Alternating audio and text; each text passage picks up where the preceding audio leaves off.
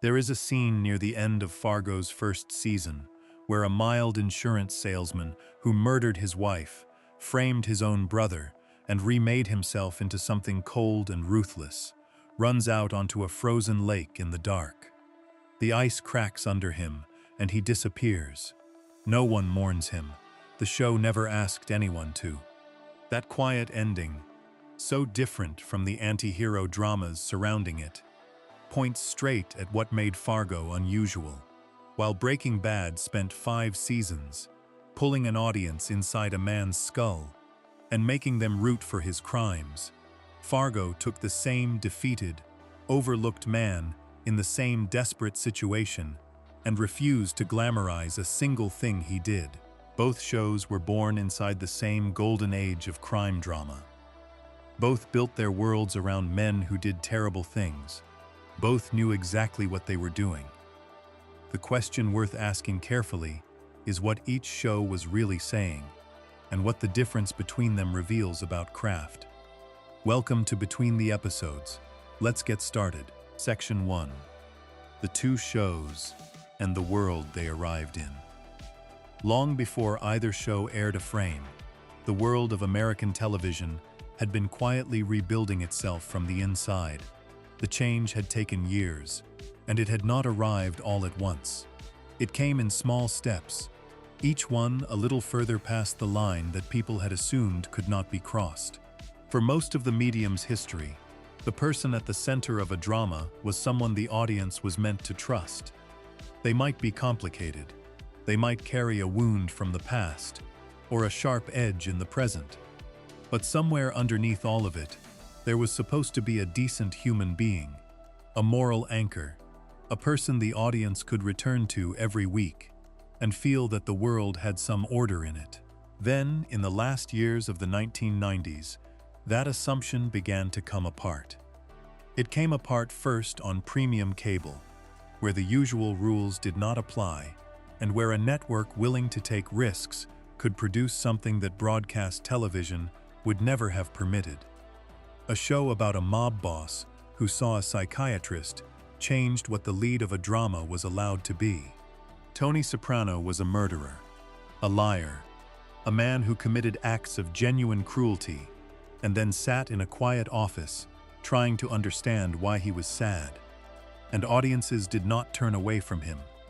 They stayed, week after week, season after season, fascinated by the gap between the man and the monster, and by how completely the two of them lived inside the same body. That show opened a door that had been kept shut for a very long time, and once it was open, it did not close again. The decade that followed was defined by who walked through that door and how far they were willing to go.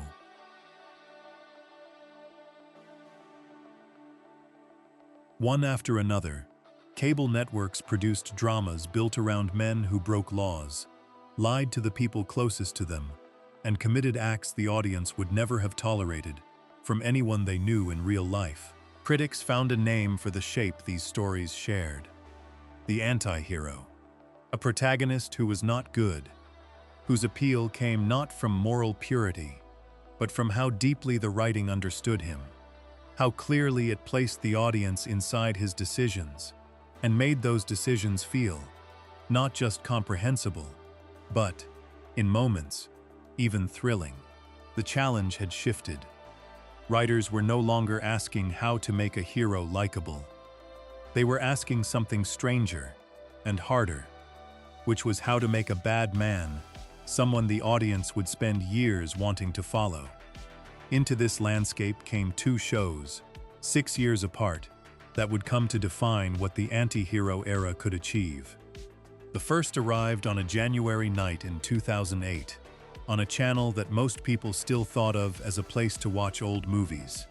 AMC had only recently begun producing original dramas, and its first attempt, a slow and elegant series about advertising men in the 1960s, had surprised everyone, including the network itself, by becoming one of the most admired shows on television. Its second attempt was far harder to describe. a high school chemistry teacher in Albuquerque, New Mexico, learns he has terminal lung cancer and decides to cook methamphetamine. That was the pitch. On paper, it sounded more like a dark joke than a prestige drama. The man behind it was Vince Gilligan, a writer who had spent years in the writer's room of a long-running science fiction series and who had an unusually precise vision of what he wanted the show to become. He described it in terms that have since been repeated so often they have passed into television legend.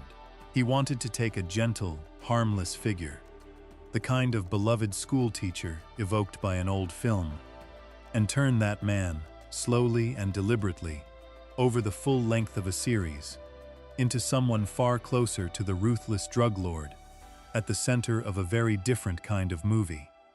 The transformation was the premise. Not the meth, not the cancer, not the crime.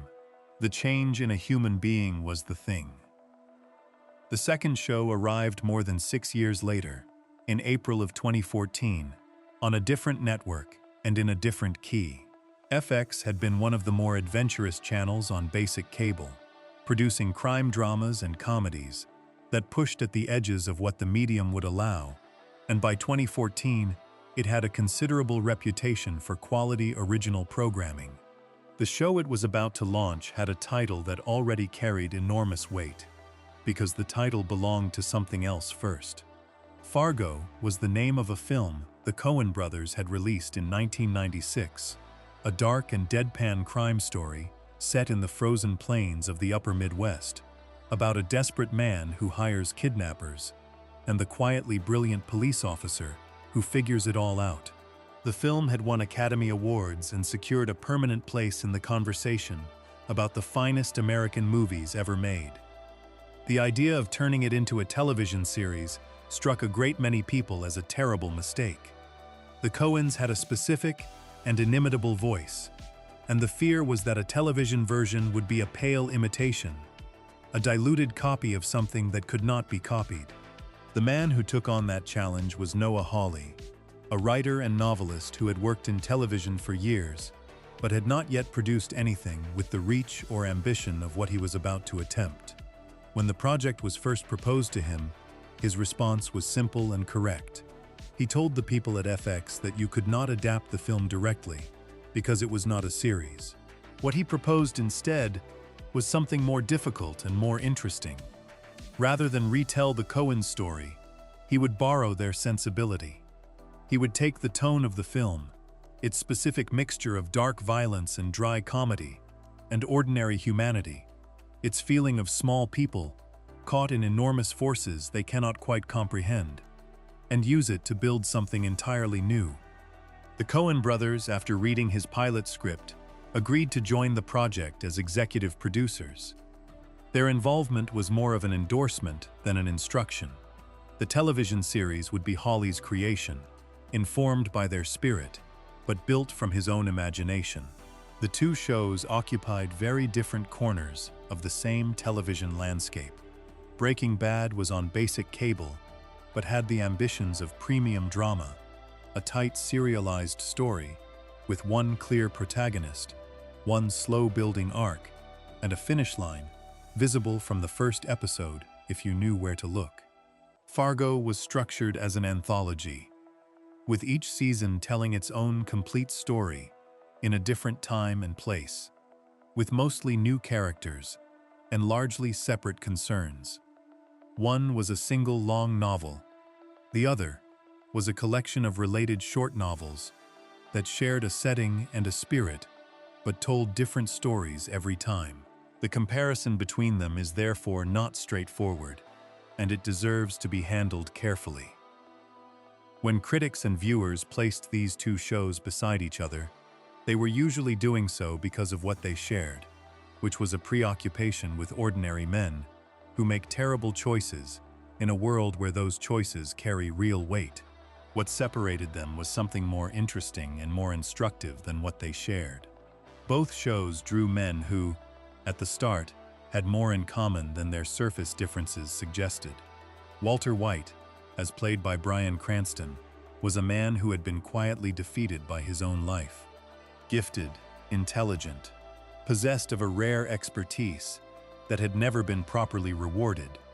He stood at the front of a classroom full of bored teenagers and worked a second job at a car wash to supplement a teacher's salary, and swallowed the small humiliations of a man who felt the world owed him something it had never delivered. The cancer was the match that lit the powder. Facing death and a family left with nothing, he turned to the one thing he knew he did brilliantly, which was chemistry, and used it to produce a drug of unusual purity. He told himself and everyone around him that it was for the people he loved. Lester Nygaard, as played by Martin Freeman, occupied a strikingly similar starting position, an insurance salesman in a small Minnesota city. He was a man whose whole life had been shaped by the low expectations other people had for him. His wife addressed him with contempt. His more successful brother spoke to him with a casual condescension he no longer even bothered to disguise. An old-school bully still treated him the same way he had 40 years before, as if nothing had changed, as if Lester had simply stayed exactly where he had left him. He was a man who had been made small by the accumulated weight of other people's opinions, who had internalized those opinions so thoroughly that he carried them around as a kind of permanent posture, hunched and apologetic, and unable to raise his voice in his own house. The spark that changed Lester's life was not cancer, but something in some ways stranger and more disturbing.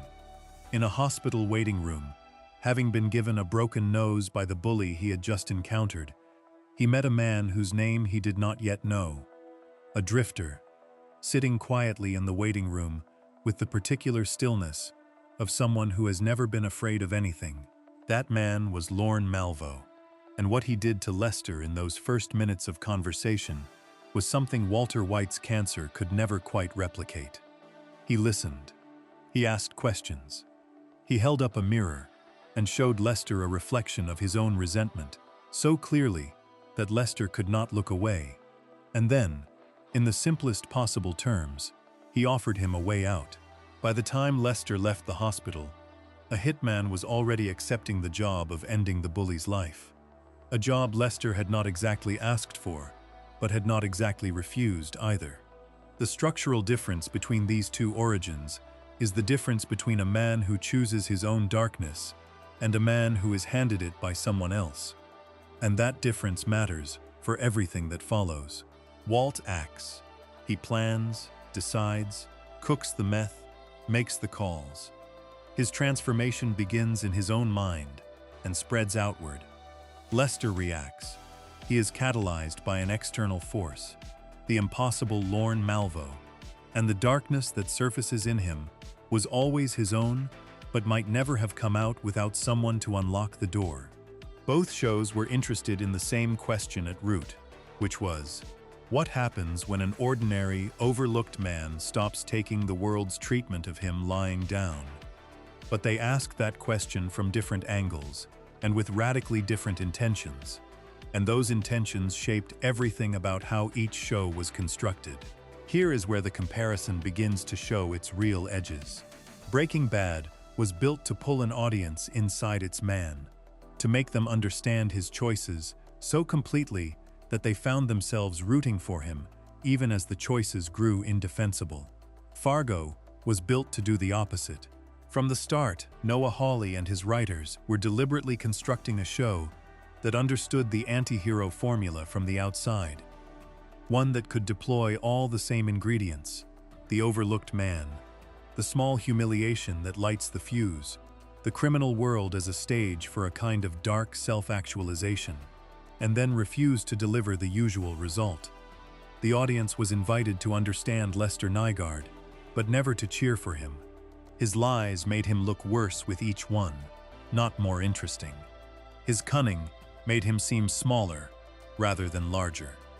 Where Breaking Bad was building a cathedral of sympathy for its central figure, Fargo was constructing a precise argument about why sympathy of that kind was something the anti-hero era had been selling too freely, and what a story looked like when it was willing to look its bad man in the eye without flinching. Critics noticed this almost immediately. When Fargo arrived in the spring of 2014, with Breaking Bad barely 6 months in the past, several reviewers reached for the same language. They called Fargo an answer to its predecessor, a rebuttal, an argument conducted in the same genre vocabulary. The observation was apt. The two shows were having a conversation about what television drama owed its audience and its monsters, about whether a man who did terrible things deserved to be understood on his own terms or held to a standard that existed outside of him. Both asked the question. They came to opposite conclusions. And the way they arrived at those conclusions, the craft choices, the structural decisions, the handling of consequence and character and moral weight, is what the rest of this comparison is built to examine. They arrived at different times, in different places, through different creative hands. One began on a winter night in New Mexico and ran for 5 seasons until it had burned through everything its creator had planned for it, and stopped. The other began on a spring night in Minnesota and constructed a new story from scratch every season, finding fresh ways to ask the same questions in different rooms, with different faces, and kept going until it had said most of what it had to say. Both were products of the same era, children of the same long conversation American television had been having about darkness and conscience, and what we want from the difficult people we choose to spend our evenings with. Placed side by side, they are the two most instructive examples of that conversation that the Golden Age produced, precisely because they disagree so fundamentally about the answer. Before we move on, if you're enjoying this analysis, please consider subscribing. It helps the channel tremendously. We have set both shows in the landscape that produced them, watching two writers arrive at the same territory from opposite directions with opposite intentions. Next, we open the blueprints and look at how each show constructed its central character. The design choices made before a single scene was shot turn out to be the seeds of everything that comes after. Section 2. What each show was actually built to do. Rain falls the same way on every roof, but what happens to it depends entirely on how the building underneath was designed. Two structures can sit side by side, look roughly the same from the street, catch the same weather, and still channel everything they receive in completely different directions. A blueprint is invisible to anyone standing outside, but it decides everything. The same is true of a television drama. Two shows can share a genre, a time period, a preoccupation with crime and consequence, and difficult men, and still be built on foundations that point in opposite directions, producing entirely different results when the weight of multiple seasons is placed on top of them. Breaking Bad and Fargo shared a great deal of surface territory. Their foundations could hardly have been more different. Breaking Bad was built around a single, clear directive that Vince Gilligan stated openly from the beginning and never deviated from. The show existed to transform its central character. Every element of the design, the cancer diagnosis, the family justification, the escalating entanglements, the alias, the pride, was put in service of that one mission. Walter White was not a fixed point. He was a variable, a man whose defining quality was motion, and the show's entire job was to keep him moving in one direction, always downward, always further from the person he had been in the first episode, until he arrived at whatever waited at the bottom of the slope. A show built around transformation carries several structural advantages that are easy to underestimate. The first is direction. Because Walt was designed to become worse, the story always knew which way it was pointing, even when the specific events had not yet been planned. The second is flexibility. A character who is actively changing can absorb almost anything the writers throw at him, because every new development can be made to serve the transformation. A death, a betrayal, a victory, a loss. Each one can push the man another inch, along the continuum from chemistry teacher to kingpin. The story never has to invent a reason to matter. The reason is built into the design. The third advantage is perhaps the most important, and it is the one that tends to be invisible until a show has been running for several years. A character built to transform carries his own ending inside him. The transformation must eventually complete itself. A man traveling in one direction can only go so far before he runs out of road, and when he does, the story has arrived at its natural conclusion.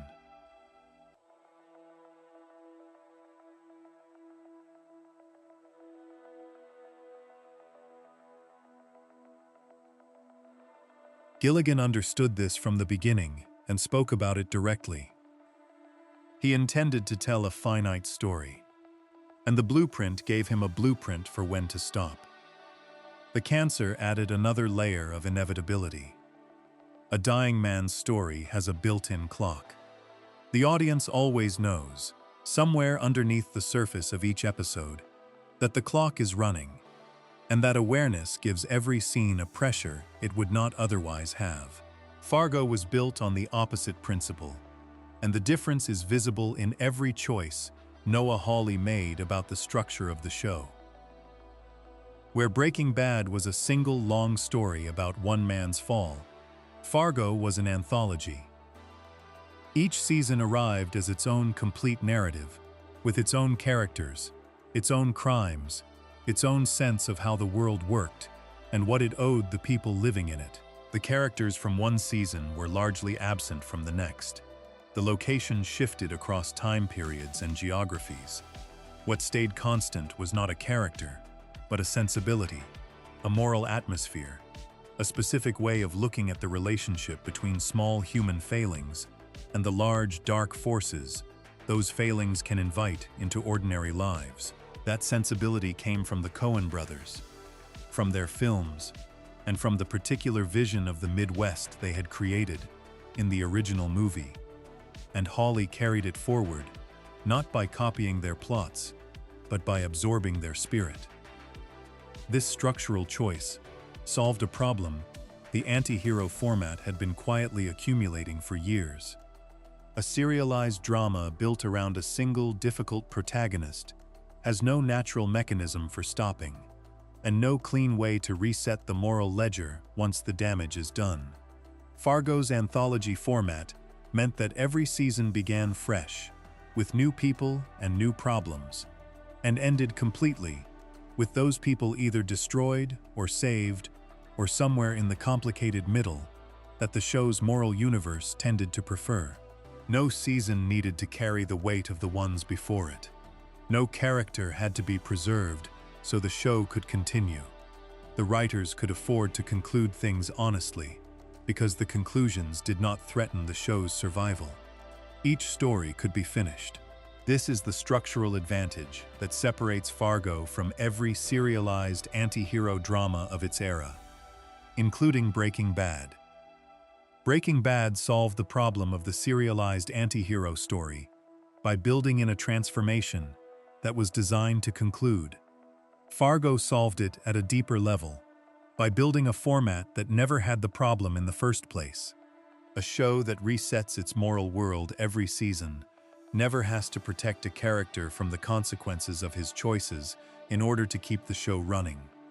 The writers of each Fargo season could follow the logic of their story wherever it honestly led, because when it ended completely. The next story would take care of itself with new people.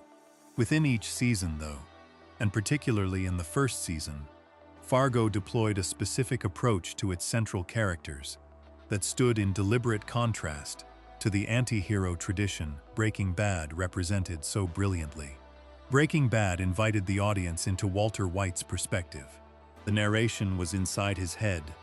The camera stayed close to him. The editing showed the world through his understanding of it, and the writing worked constantly to make his choices feel comprehensible from the inside, to walk the audience through his reasoning so carefully that they found themselves agreeing with him even when they knew they shouldn't. This is a technically demanding thing to do well, and Breaking Bad did it with extraordinary skill. The result was a form of sympathy that had to be earned back, episode after episode, as Walt kept doing things that strained it, a long seduction maintained through pure craft. Fargo's first season took the same situation. An overlooked and humiliated man who discovers through violence that he is capable of more than the world gave him credit for, and refused to put the audience inside his head. Lester Nygaard was viewed from the outside. His reasoning was legible, but was never made to feel inevitable.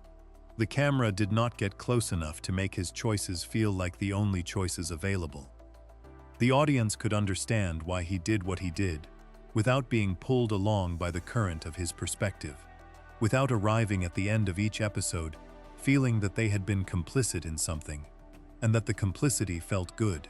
The show kept the audience at a slight remove from Lester, just enough distance to preserve the view from outside.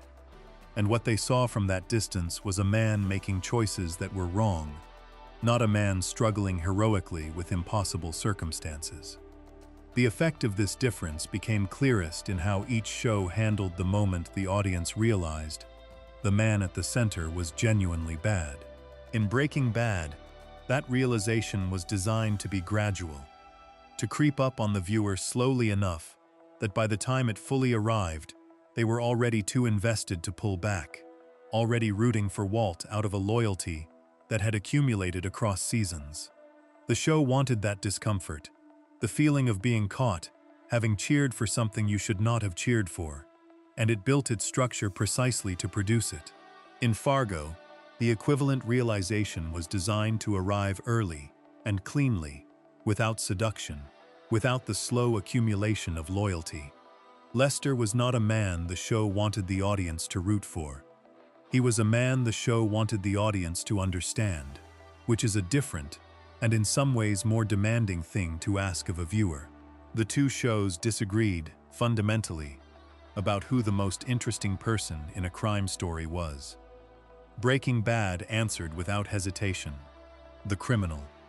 The man who breaks the rules, who makes the choices, who transforms himself into something he was not before, is the center of the story and the object of the audience's attention. Fargo answered differently.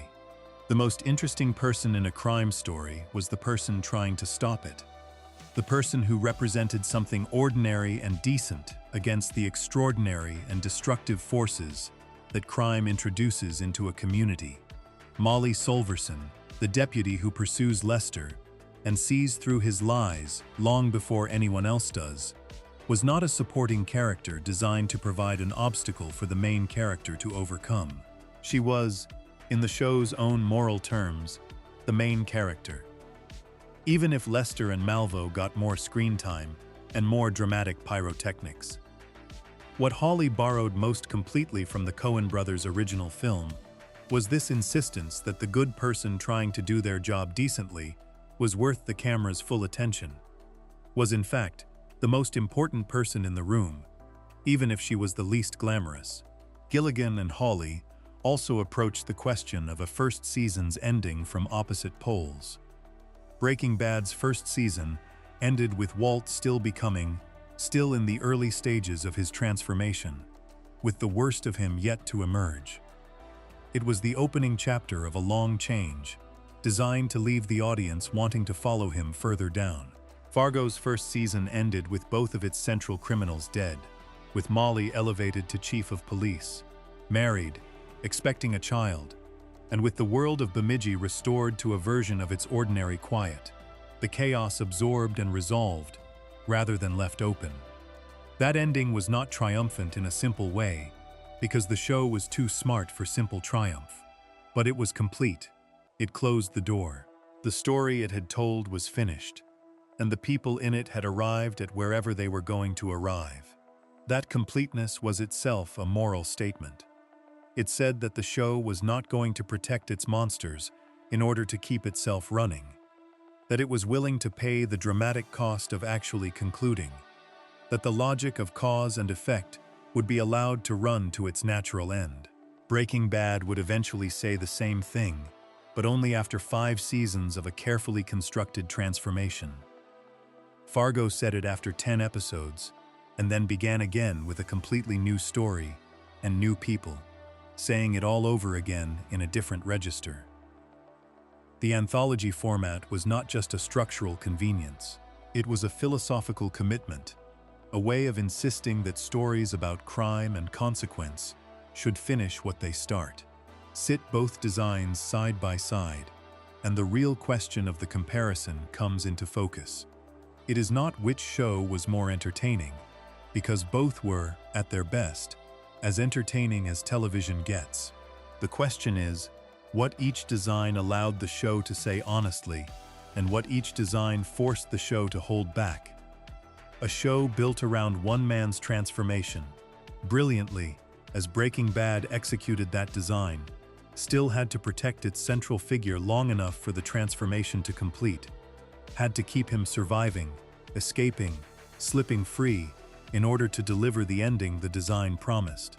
A show built as an anthology, with self-contained seasons and no obligation to preserve any character for the next chapter, was free to follow consequence, wherever it led, without any structural reason to flinch.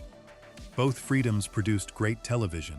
The question worth asking, as the comparison deepens, is which freedom produced more honest television, and whether the difference between a story that protects its man until the time is right, and a story that never needed to protect him at all, is a difference that matters. The answer, as it turns out, has a great deal to do with a concept that sits underneath everything else these shows were doing.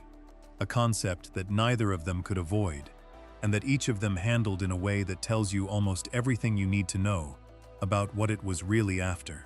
Before we move on, if you're enjoying this analysis, please consider subscribing. It helps the channel tremendously. We have seen how differently the two shows were built. One a single long transformation, and one a rolling anthology that could conclude each story honestly without protecting anyone.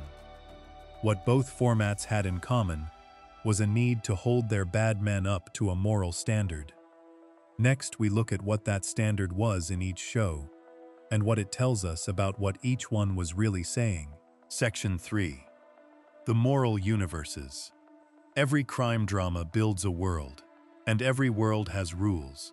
Not the rules of the law, which exist inside the story and can be broken, but the rules of the story itself, the hidden grammar that governs how cause leads to effect, how choices echo outward, and whether the darkness a show contains is ultimately purposeful or merely decorative.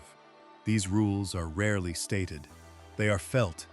A viewer who has spent a few seasons with a show develops an intuition for how its world works, for whether bad things happen because of what people choose, or simply because the writers needed something to happen, for whether the consequences that fall on the characters feel earned or arbitrary. That intuition is what critics mean when they call a show's moral universe coherent, and it is one of the most important things a drama can establish and protect. Both Breaking Bad and Fargo built recognizable moral universes. They were not the same universe, and the difference between them is one of the most illuminating things the comparison has to offer. Breaking Bad was built on a principle its creator articulated clearly and returned to often. Vince Gilligan believed, and built his whole show around the belief, that actions should have consequences. This sounds simple. In practice, it is one of the hardest things a long-running drama can commit to, because consequence is expensive. It costs you characters you might want to keep, plot directions you might want to preserve, and the goodwill of an audience that has become attached to a man and does not want to watch him pay.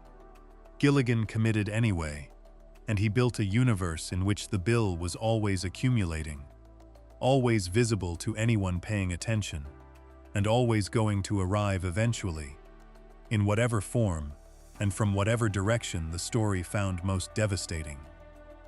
What made the moral universe of Breaking Bad unusual was the patience with which it kept its accounts.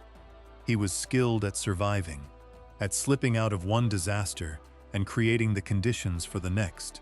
And for long stretches of the show, he appeared almost untouchable, his intelligence and cunning and recklessness combining to produce outcomes that should not have been possible.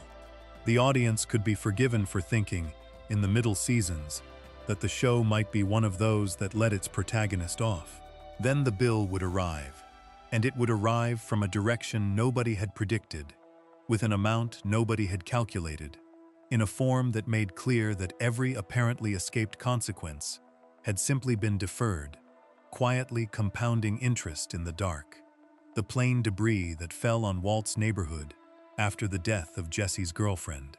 The execution of his brother-in-law by men Walt himself had brought into their lives.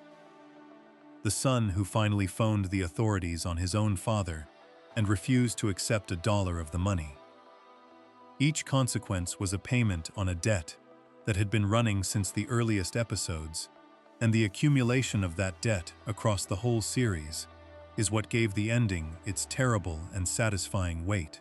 The moral universe of Breaking Bad was also distinguished by its willingness to hold Walt responsible for things he had done indirectly, through neglect, manipulation, or the simple invitation of catastrophe into other people's lives.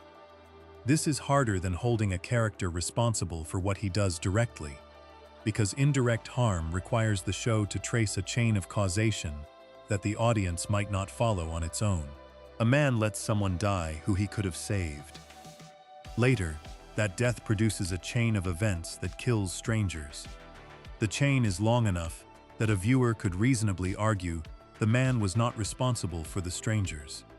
The show refused that argument. It insisted on the full length of the chain.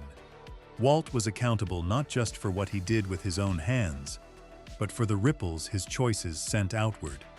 And those ripples kept traveling further than he expected, and landing harder than he planned. Fargo built a moral universe that shared the commitment to consequence, but arrived at it through a completely different aesthetic. Where Breaking Bad was concerned with the internal logic of one man's choices across a long arc, Fargo was interested in the relationship between individual choice and a world that had its own shape, its own tendencies, its own stubborn insistence on a particular kind of order. The Coen brothers' moral universe, which Hawley absorbed and extended, was not exactly about justice in the legal sense. It was about something older and less tidy than that. Something closer to the idea that the world pushes back against the people who try to break it. That ordinary decency is not just a sentimental preference, but a genuine force, and that the people who decide to stop respecting it have a way of finding themselves eventually on the wrong end of something they did not see coming. This is expressed in Fargo most clearly through the figure of Lorne Malvo, who is, among other things, a philosophical proposition wearing a human face. Malvo does not commit violence casually, or fearfully, or out of need. He commits it with the calm satisfaction of a man who has worked out a theory of the world and acts in accordance with it. He tells it to people whenever the opportunity arises, adjusting the language to fit the listener, but always making the same claim, which is that the human idea of morality is a fiction layered over an animal reality, that every person who pretends to follow rules is suppressing what they actually are, and that he, Malvo, has simply been honest enough to acknowledge the truth underneath. He is, as critics have noted, a kind of extreme extrapolation of the anti-hero philosophy, a man who has taken the Walter White fan page, as one reviewer memorably put it, and followed it to its logical and demonic conclusion. He is what the predator theory of human nature looks like, without any of the softening excuses the anti-hero format typically provides. The show's moral universe is constructed, in large part, as a refutation of Malvo's philosophy. The first season ends with him dead, killed by a man he underestimated, in a cabin in the snowy woods, with no one to mourn him, and nothing that his life built still standing. But the refutation is not as simple as that death. The show makes its case not by defeating Malvo's ideas with arguments, but by demonstrating, across 10 episodes, that the world he described does not actually work the way he claimed. There are rules. The rules are not the law, though the law is one expression of them. They are something more fundamental than that. A set of relationships between what people do and what the world does back to them. And Fargo, in all its seasons, has been built to show those relationships in action, patiently, through the accumulation of specific human choices and their specific human results. Molly Solverson is the show's most direct embodiment of this moral claim. She is not glamorous. She is not a genius. She is a careful, serious, decent person who does her job well and is not corrupted by the bad world around her. And the show insists, quietly but firmly, that this is enough, more than enough. The tradition she comes from is the Coens' original Marge Gunderson, the pregnant police chief in the 1996 film, who solved a violent crime not through brilliance, but through ordinary diligence and a clear sense of what mattered, and who delivered, in the film's final scene, one of the most quietly devastating moral statements American cinema has produced. Both women exist to make the same argument. The interesting person in a story about crime is not necessarily the criminal. The interesting person is the one who looks at the damage and keeps believing, practically and without sentimentality, that things could be otherwise. Breaking Bad had no equivalent of Molly Solverson, and the absence is instructive. The character closest to occupying her structural role was Hank Schrader, the brother-in-law from law enforcement, who spent the series unknowingly hunting the man across his own dinner table. Hank was well written, and his death in the desert was one of the most devastating moments the show produced. But he was never the moral center of the series, the way Molly was the moral center of Fargo's first season. Hank existed in relation to Walt, as an obstacle and an irony, a representation of the law and family that Walt was betraying. Molly existed independently, as a person with her own story, her own patient progression toward a life she wanted, and the show gave her arc the same care and attention it gave to the villains surrounding her. Watching Molly become chief of police, marry the cautious and decent Gus Grimley, and raise a child in the same town where so much darkness passed through, is not a footnote to the crime story. It is the crime story's point. The two moral universes also handled the question of evil's appeal in strikingly different ways. Breaking Bad was fascinated by evil's seductions, by the specific pleasure that Walt takes in his own competence and power, by how understandable that pleasure is, and how terrifying it becomes once you recognize it in yourself. The show asked the audience to feel the pull, and then to reckon with what the pull said about them. Fargo was interested in evil's appeal too, but it was more interested in demonstrating the limits of that appeal, in showing what the predator philosophy actually produced when you followed it past the exciting surface to the specific human wreckage underneath. Malvo's philosophy was thrilling in the abstract. Applied to actual human lives, actual families, actual communities, it produced grief and waste and a lot of blood in the snow, and nothing that was worth the cost. Here is the deepest difference between the two moral universes, and it matters for everything else. Breaking Bad was a moral story told from inside the corruption. The camera was behind Walt's eyes often enough that the audience felt what he felt, understood why his reasoning made sense to him, and had to work against that understanding to maintain their own judgment. The moral weight came from within, from the audience's relationship to their own sympathy. Fargo was a moral story told from outside the corruption. The audience could see Lester clearly, could see Malvo clearly, could see what they were and what they were doing to the people around them, and was never asked to feel that the view from inside would make things look more justified. The moral weight came from without, from the world's response to what the bad men had done, and from the steady presence of Molly, who represented the possibility that the world could be otherwise. Neither approach is superior in the abstract. Both produced great television. But they were doing different things, and understanding what each was doing helps explain why Fargo could achieve a complete moral conclusion in 10 episodes, while a show like Breaking Bad needed 5 seasons and a carefully planned finale to reach its reckoning. A show that tells its story from inside the corruption must wait until the corruption has run its full course before the reckoning can arrive. A show that tells its story from outside can allow the reckoning to fall whenever the story's own logic demands it, because it was never protecting anyone's point of view. The moral universe of Fargo was, in this sense, cheaper to maintain and faster to complete, not because it was less ambitious, but because its architecture did not require the same kind of long-running protection. The accounts were kept from the start, in the open, and settled when the season was done. What both shows understood, and what made them the two most instructive crime dramas of their era, was that a moral universe is not decoration. It is the thing the story is actually about. The crimes, the characters, the performances, the cinematography, all of it is in service of a claim about how the world works and what it demands of the people in it.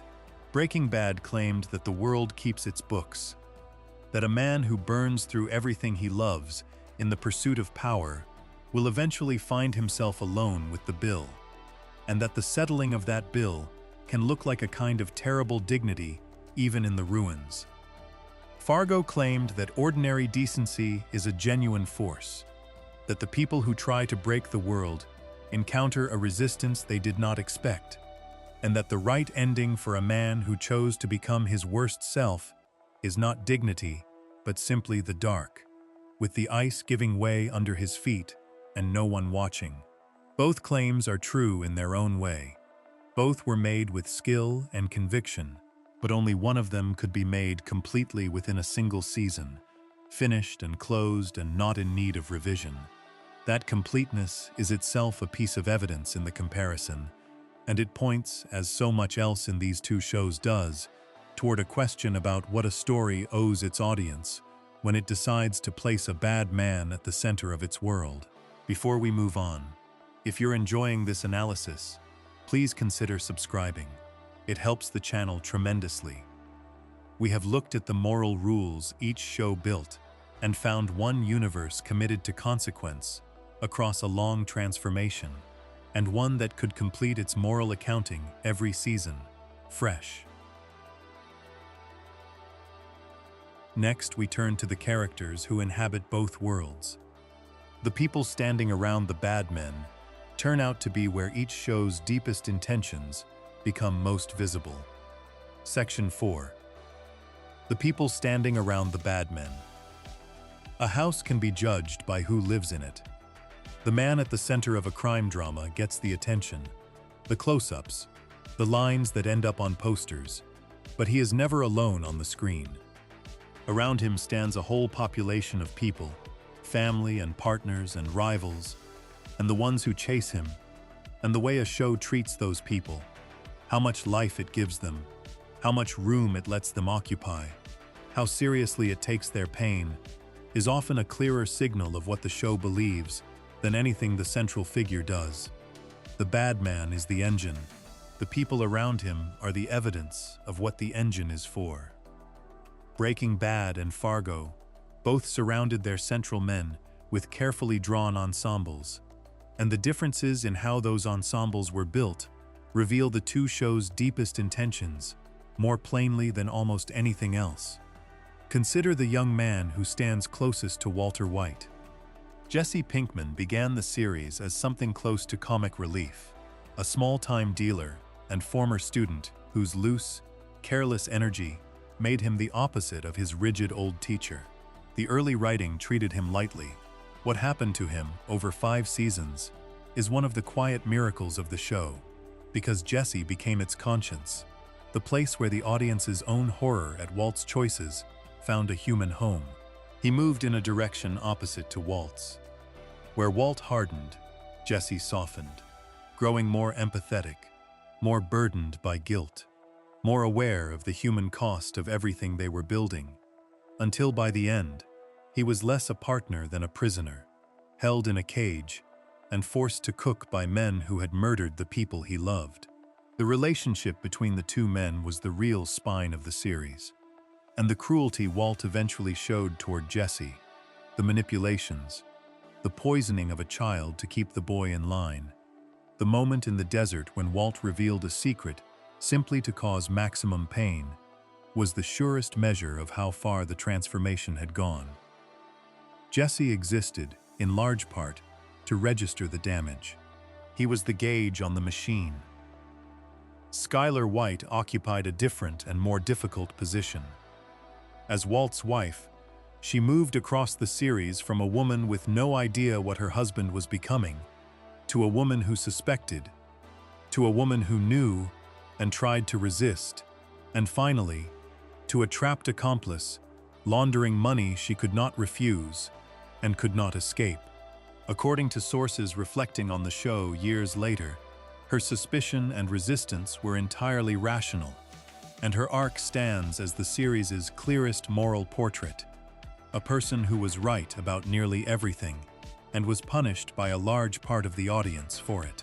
The hostility that some viewers directed at Skylar became, in time, a subject of study in its own right, because it revealed something uncomfortable about how completely Breaking Bad had pulled people inside Walt's perspective. A character whose only crime was seeing her husband clearly and trying to protect her children became, for many viewers, an obstacle, an irritation, the person standing between Walt and the audience's desire to watch him win. That reaction was not an accident. It was the predictable result of a show built to make the audience complicit in its central man's point of view. Skylar was right, and being right made her unpopular, and the gap between those two facts is one of the most revealing things the show ever produced. Then there was Hank Schrader, the brother-in-law from the Drug Enforcement Administration, who spent the series hunting, without knowing it, the man across his own dinner table. Hank began as a loud, swaggering figure, all bluster and bravado, the kind of man who tells crude jokes and dominates a barbecue, and the early writing seemed to invite a certain amount of dismissal. What the show did with him over time was patient and humane. After a violent encounter left him badly wounded, Hank was forced into a long, frightened convalescence that stripped away the bluster and revealed a more careful, more haunted, more genuinely intelligent man underneath. His slow realization of who Walt truly was, and the devastating scene in the desert where he was executed by men Walt had brought into all their lives, gave the final season much of its terrible force. But for all his quality, Hank was never the moral center of Breaking Bad. He existed in relation to Walt, as the law Walt was outrunning and the family Walt was betraying, a magnificent irony given human shape. The show was not really his, it was Walt's, and Hank, like Jesse and Skylar, lived in the gravitational field of the man at the center. The same is true of the show's most memorable adversaries. Gustavo Fring, the soft-spoken owner of a fast food chain who ran a vast drug operation behind a mask of bland respectability, was one of the great television villains, a man whose stillness was more frightening than any amount of shouting. Mike Ehrmantraut, the weary former police officer turned fixer, brought a code of grim professionalism and a tenderness toward his granddaughter that gave him a depth few enforcers ever receive. Both were extraordinary creations. Both, in the end, were satellites.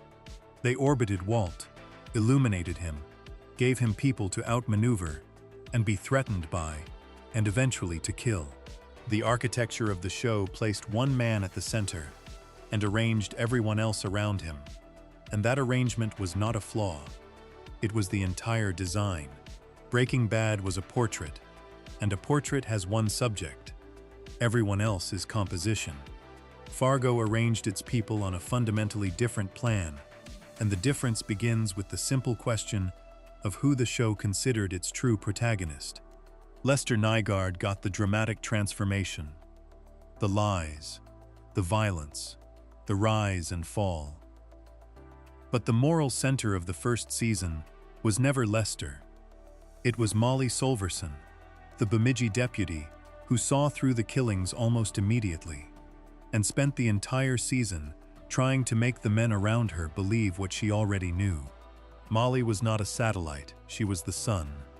The show gave her a full interior life, a family, a romance, a patient progression toward the life she wanted. And it treated that progression with exactly the same care and seriousness it gave to Lester's descent and Lorne Malvo's philosophy. Sources describing the season note that she began as a deputy under a chief who was killed early in the story, that she spearheaded the investigation while the men above her dismissed her conclusions, and that by the season's end, she had been promoted to chief of police herself. That arc was not a subplot running alongside the real story. In the show's own moral accounting, it was the real story, and the crimes were the thing happening at its edges. This inversion was deliberate, and it descended directly from the Coen brothers' original film, where a pregnant police chief solved a brutal crime through ordinary diligence and remained, at the end, the still moral heart of a violent world. Noah Hawley carried that figure forward into Molly, and in doing so, he made a structural choice that set his show apart from the entire anti-hero tradition Breaking Bad represented. The most interesting person, Fargo insisted, was not the man who broke the world, but the woman who refused to let the breaking change her. Molly was not glamorous. She was not a genius. She was careful and decent and stubborn. And the show argued, quietly and without sentimentality, that this was enough, that ordinary goodness applied with persistence was a genuine force in the world, and not merely a comforting idea. Giving that argument to a supporting character would have weakened it. Giving it to the protagonist made it the spine of everything. Around Molly stood a small constellation of decent people, and the care lavished on them tells the same story. Gus Grimley, the lonely widowed officer who first encountered Malvo on a dark road and made the fateful error of letting him drive away, was given a complete arc of his own. According to sources, he was a man who admitted he was not a very good police officer, who was happier dealing with stray animals than with violence, and who by the end of the season had married Molly, was expecting a child, and had found contentment working as a mailman, having made up for his early failure by being the one who finally killed Malvo. His daughter Greta was drawn with real attention. A courageous girl with a strong sense of right and wrong. Lou Solverson, Molly's father, a retired officer running a small coffee shop, carried the quiet weariness of a man who had seen darkness before and knew exactly what it cost, and he stood guard through an entire night with a shotgun to protect the family he loved. These were not obstacles for a central figure to overcome. They were a community, drawn with enough warmth and specificity that their survival, their small, ordinary happiness at the end, felt like the actual point of the whole bloody affair. Even Lester's family served a different function than the families in Breaking Bad. His brother Chaz, the more successful sibling, whose casual condescension was one of the humiliations that lit Lester's fuse, was not given the sympathetic interior treatment that Hank or Skyler received. He was a target, framed by Lester for murder, his life destroyed by a brother who planted evidence and felt little visible remorse. The show did not work to make the audience feel the full tragedy of Chaz from inside, the way Breaking Bad worked to make the audience feel Hank's death from inside. The distance Fargo kept from Lester extended to the people Lester used. They were seen clearly, their suffering registered honestly, but the camera did not crawl inside the perspective of the man destroying them and ask the audience to understand why it made sense. The view stayed external, and from the outside, What Lester did to the people around him looked simply like what it was. The contrast comes into sharpest focus on a single comparison. Breaking Bad had no Molly Solverson, and Fargo had no equivalent of the way Breaking Bad treated Walt. The closest Breaking Bad came to a decent person standing against the darkness was Hank, and Hank was always defined by his relationship to the man at the center. The closest Fargo came to a seductive central villain was Malvo, and Malvo was deliberately constructed to be understood and rejected rather than embraced. The two shows pointed their cameras at opposite kinds of people. One looked at the man who broke the rules and asked the audience to ride along inside his choices. The other looked at the people trying to hold the world together and asked the audience to recognize, in their unglamorous persistence, something worth more than all the dark charisma in the world. Neither choice was a mistake, and neither produced lesser television. The point of comparing them is not to crown one and dismiss the other. It is to notice that the supporting cast of a crime drama is never really supporting. It is the show's argument made flesh. Breaking Bad surrounded one transforming man with people who measured, suffered, and illuminated his fall, and that arrangement let it tell a devastating story about a single human soul. Fargo distributed its attention across a community, gave its decent people the same weight as its monsters, and made its quiet deputy the true center of gravity. And that arrangement let it tell a story about a world rather than a man. The bad men got the headlines. The people standing around them carried the meaning, and where each show placed its deepest care is the clearest map of what each one was actually trying to say. Before we move on, if you're enjoying this analysis, please consider subscribing. It helps the channel tremendously. We have seen how each show arranged its people, one orbiting a single transforming man, the other giving its decent community the same weight as its monsters. Next, we step inside the two performances at the very center, the actors who had to make these men live. The choices made in a glance or a silence turn out to carry as much meaning as anything in the script. Section 5. Two men, two faces, two ways of disappearing into a role.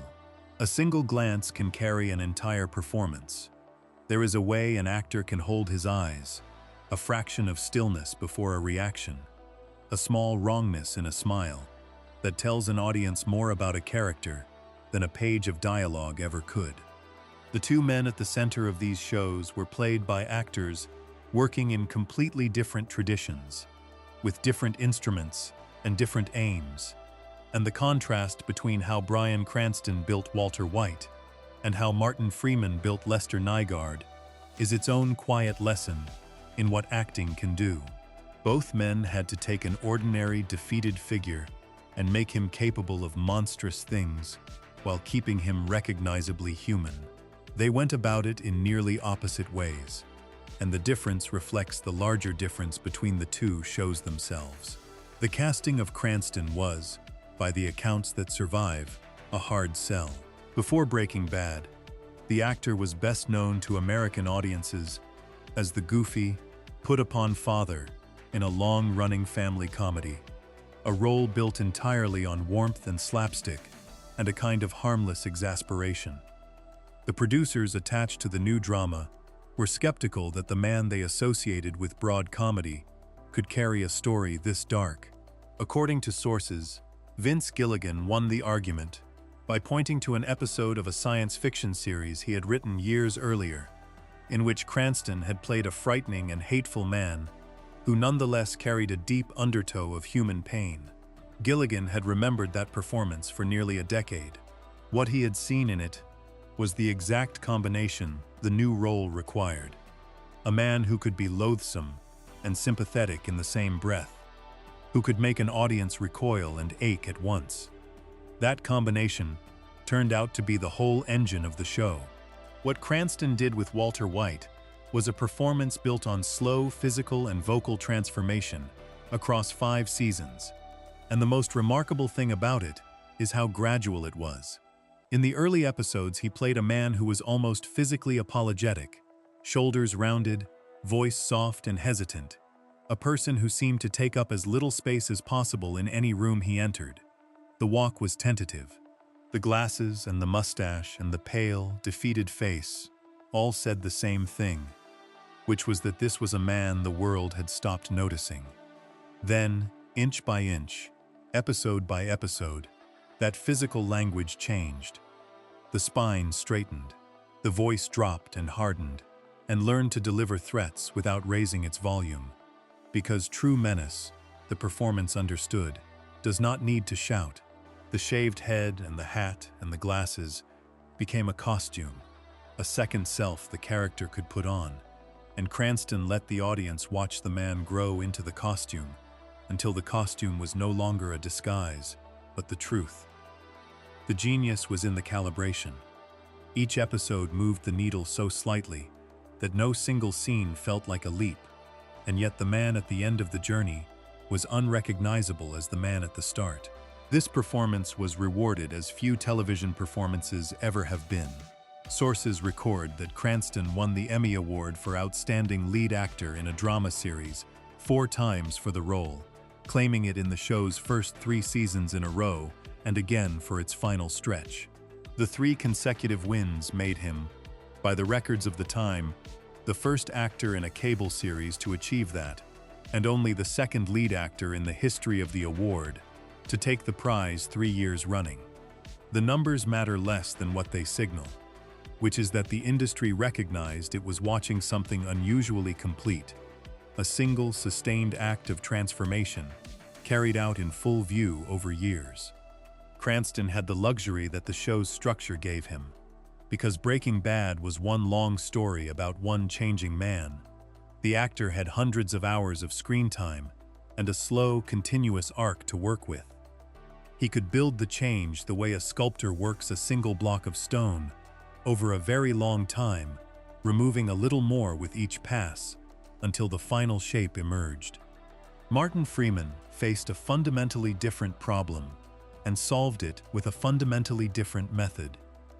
He was a British actor, known at home for comedy and for playing gentle, decent, slightly put-upon everymen, taking on the role of a man from the upper Midwest of the United States, which meant that before he could even begin to act, he had to disappear behind a specific and difficult regional accent.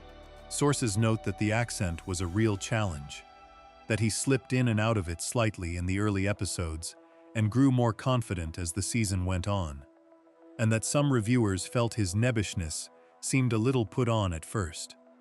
What is striking is how that initial slight artificiality, whether intended or not, ended up serving the character. Lester was a man performing a self he did not believe in, a man whose meekness was a posture he had worn so long it had fused to his face, and a performance that felt very slightly like a performance suited a character who was, at his core, always performing. Freeman did not have 5 seasons. He had 10 episodes, and within those 10 episodes he had to take Lester from a cowering doormat to a man capable of murdering his wife, framing his brother, and remaking himself into something cold and confident, and then back down into panic and ruin. The compression forced a different kind of acting. Where Cranston could let the change unfold across years, Freeman had to suggest the entire range within a single season, sometimes within a single scene. According to those who worked beside him, the character moved quickly from a hunted animal who merely reacts to his situation into someone capable of calculation and manipulation, a man who began, disturbingly, to thrive on the chaos he had unleashed. Freeman built that arc out of small, precise physical adjustments, a new steadiness in the eyes, a smile that started to hold a fraction too long, a growing comfort in his own body that made the meekness look, in retrospect, like a coiled thing waiting for permission. He was honored with strong notices and award recognition of his own, but the performance was never designed to dominate the way Cranston's was. It was designed to be observed from a slight distance, studied rather than inhabited. which was exactly what the show wanted. Standing across from Lester, through much of the season, was the figure who gave Fargo its philosophical voice, the drifter and hired killer, Lorne Malvo, played by Billy Bob Thornton. The casting carried its own kind of inevitability, since Thornton had built a long career playing dark, unsettling men, and one early review noted that hiring him to play a soft-spoken psychopath was a bit like casting an obvious choice for a role he could play in his sleep. What kept the performance from feeling routine was the gleefulness Thornton brought to it, a dry wit and an almost playful pleasure in menace that made Malvo more than the standard sinister outsider. He delivered the character's strange little speeches, the ones about how the rules people believe in are a comforting fiction, about old maps that warned of dragons at the edges of the known world, with a relaxed amusement that made them more frightening than any growl could have. Malvo was a man entirely at peace with what he was, and Thornton played that peace as the most disturbing thing about him. He went on to win a Golden Globe for the role, and the performance became the dark sun around which the season's moral universe was arranged. The pairing of Thornton and Freeman, the serene predator and the awakening doormat, gave the first season its central chemistry, two men discovering, as one of them later observed, that they shared more qualities than either had expected, including a hair-trigger temper hidden under a quiet surface. Set the two central performances side by side, and the contrast clarifies everything. Cranston's Walter White was a performance of immersion. The camera lived inside the man. The actor gave the audience full access to his interior weather. Every flicker of fear and pride and rage, and the technique was designed to make the viewer feel what Walt felt, to ride the current of his transformation from the inside.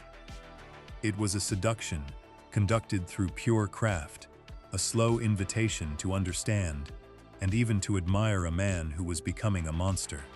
Freeman's Lester Nygaard was a performance of observation.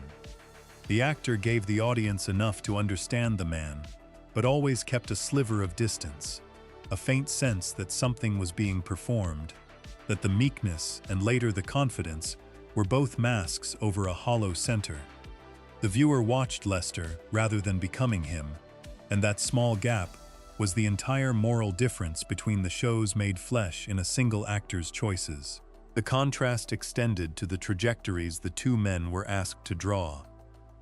Walt's arc was a long, continuous ascent into power, followed by a final collapse, a single curve traced over 5 seasons. And Cranston played it as a man growing steadily into a darker and more capable version of himself, each stage building on the last. Lester's arc was jagged and compressed, a sudden violent break followed by a frantic scramble to cover it, a brief, intoxicating taste of power, and then a swift unraveling, and Freeman played it as a series of lurches rather than a smooth climb. A man repeatedly discovering that he was not as fierce as he wished to be, that the darkness he had reached for kept slipping out of his control. Walt grew into his monstrousness and wore it like a tailored suit. Lester grabbed at his and was never quite able to make it fit, and the performance kept showing the seams. Both actors were doing extraordinary work, and neither approach was superior in any absolute sense. They were solving different problems set by different shows. Cranston had a structure built for immersion and a length of time that allowed for gradual, total transformation, and he used both to create one of the most complete character studies television has produced. Freeman had a structure built for observation and a compressed timeline that demanded suggestion rather than full inhabitation, and he used both to create a man the audience could see clearly without ever being trapped inside. The same is true of the villains who anchored each world. Gus Fring and Mike Ehrmantraut were played with a stillness designed to fascinate from within Walt's orbit, while Thornton's Malvo was played to be understood and rejected from a moral distance. In every case, the acting served the architecture. The performances were the show's philosophies translated into the language of the human face, and in the faces of Walter White and Lester Nygaard, two of the finest crime dramas of their era, wrote their opposing arguments in flesh and bone and the smallest movements of the eyes. Before we move on, if you're enjoying this analysis, please consider subscribing. It helps the channel tremendously. We have watched two actors solve the same problem in opposite ways, one disappearing fully inside his man, and one holding him at a careful distance. Next, we turn from the faces to the worlds those faces moved through, the look and sound and feel of each show. The way a story is shot and scored carries an argument all its own. Section 6. The look and the sound of two different cold worlds. Color is an argument before it is anything else. A frame washed in warm amber tells the eye something different from a frame drained to white, and a viewer absorbs that difference long before any line of dialogue lands. Both of these shows understood that the picture itself carries meaning, that the way a story is lit and framed and scored is a second script running underneath the first, and both built visual and sonic worlds of remarkable precision. The worlds they built could hardly have looked or sounded more different, and the difference is, once again, a window into what each show believed it was doing. Breaking Bad lived in the desert. The series was shot almost entirely in and around Albuquerque, New Mexico, and according to sources, the city became something close to a character in its own right.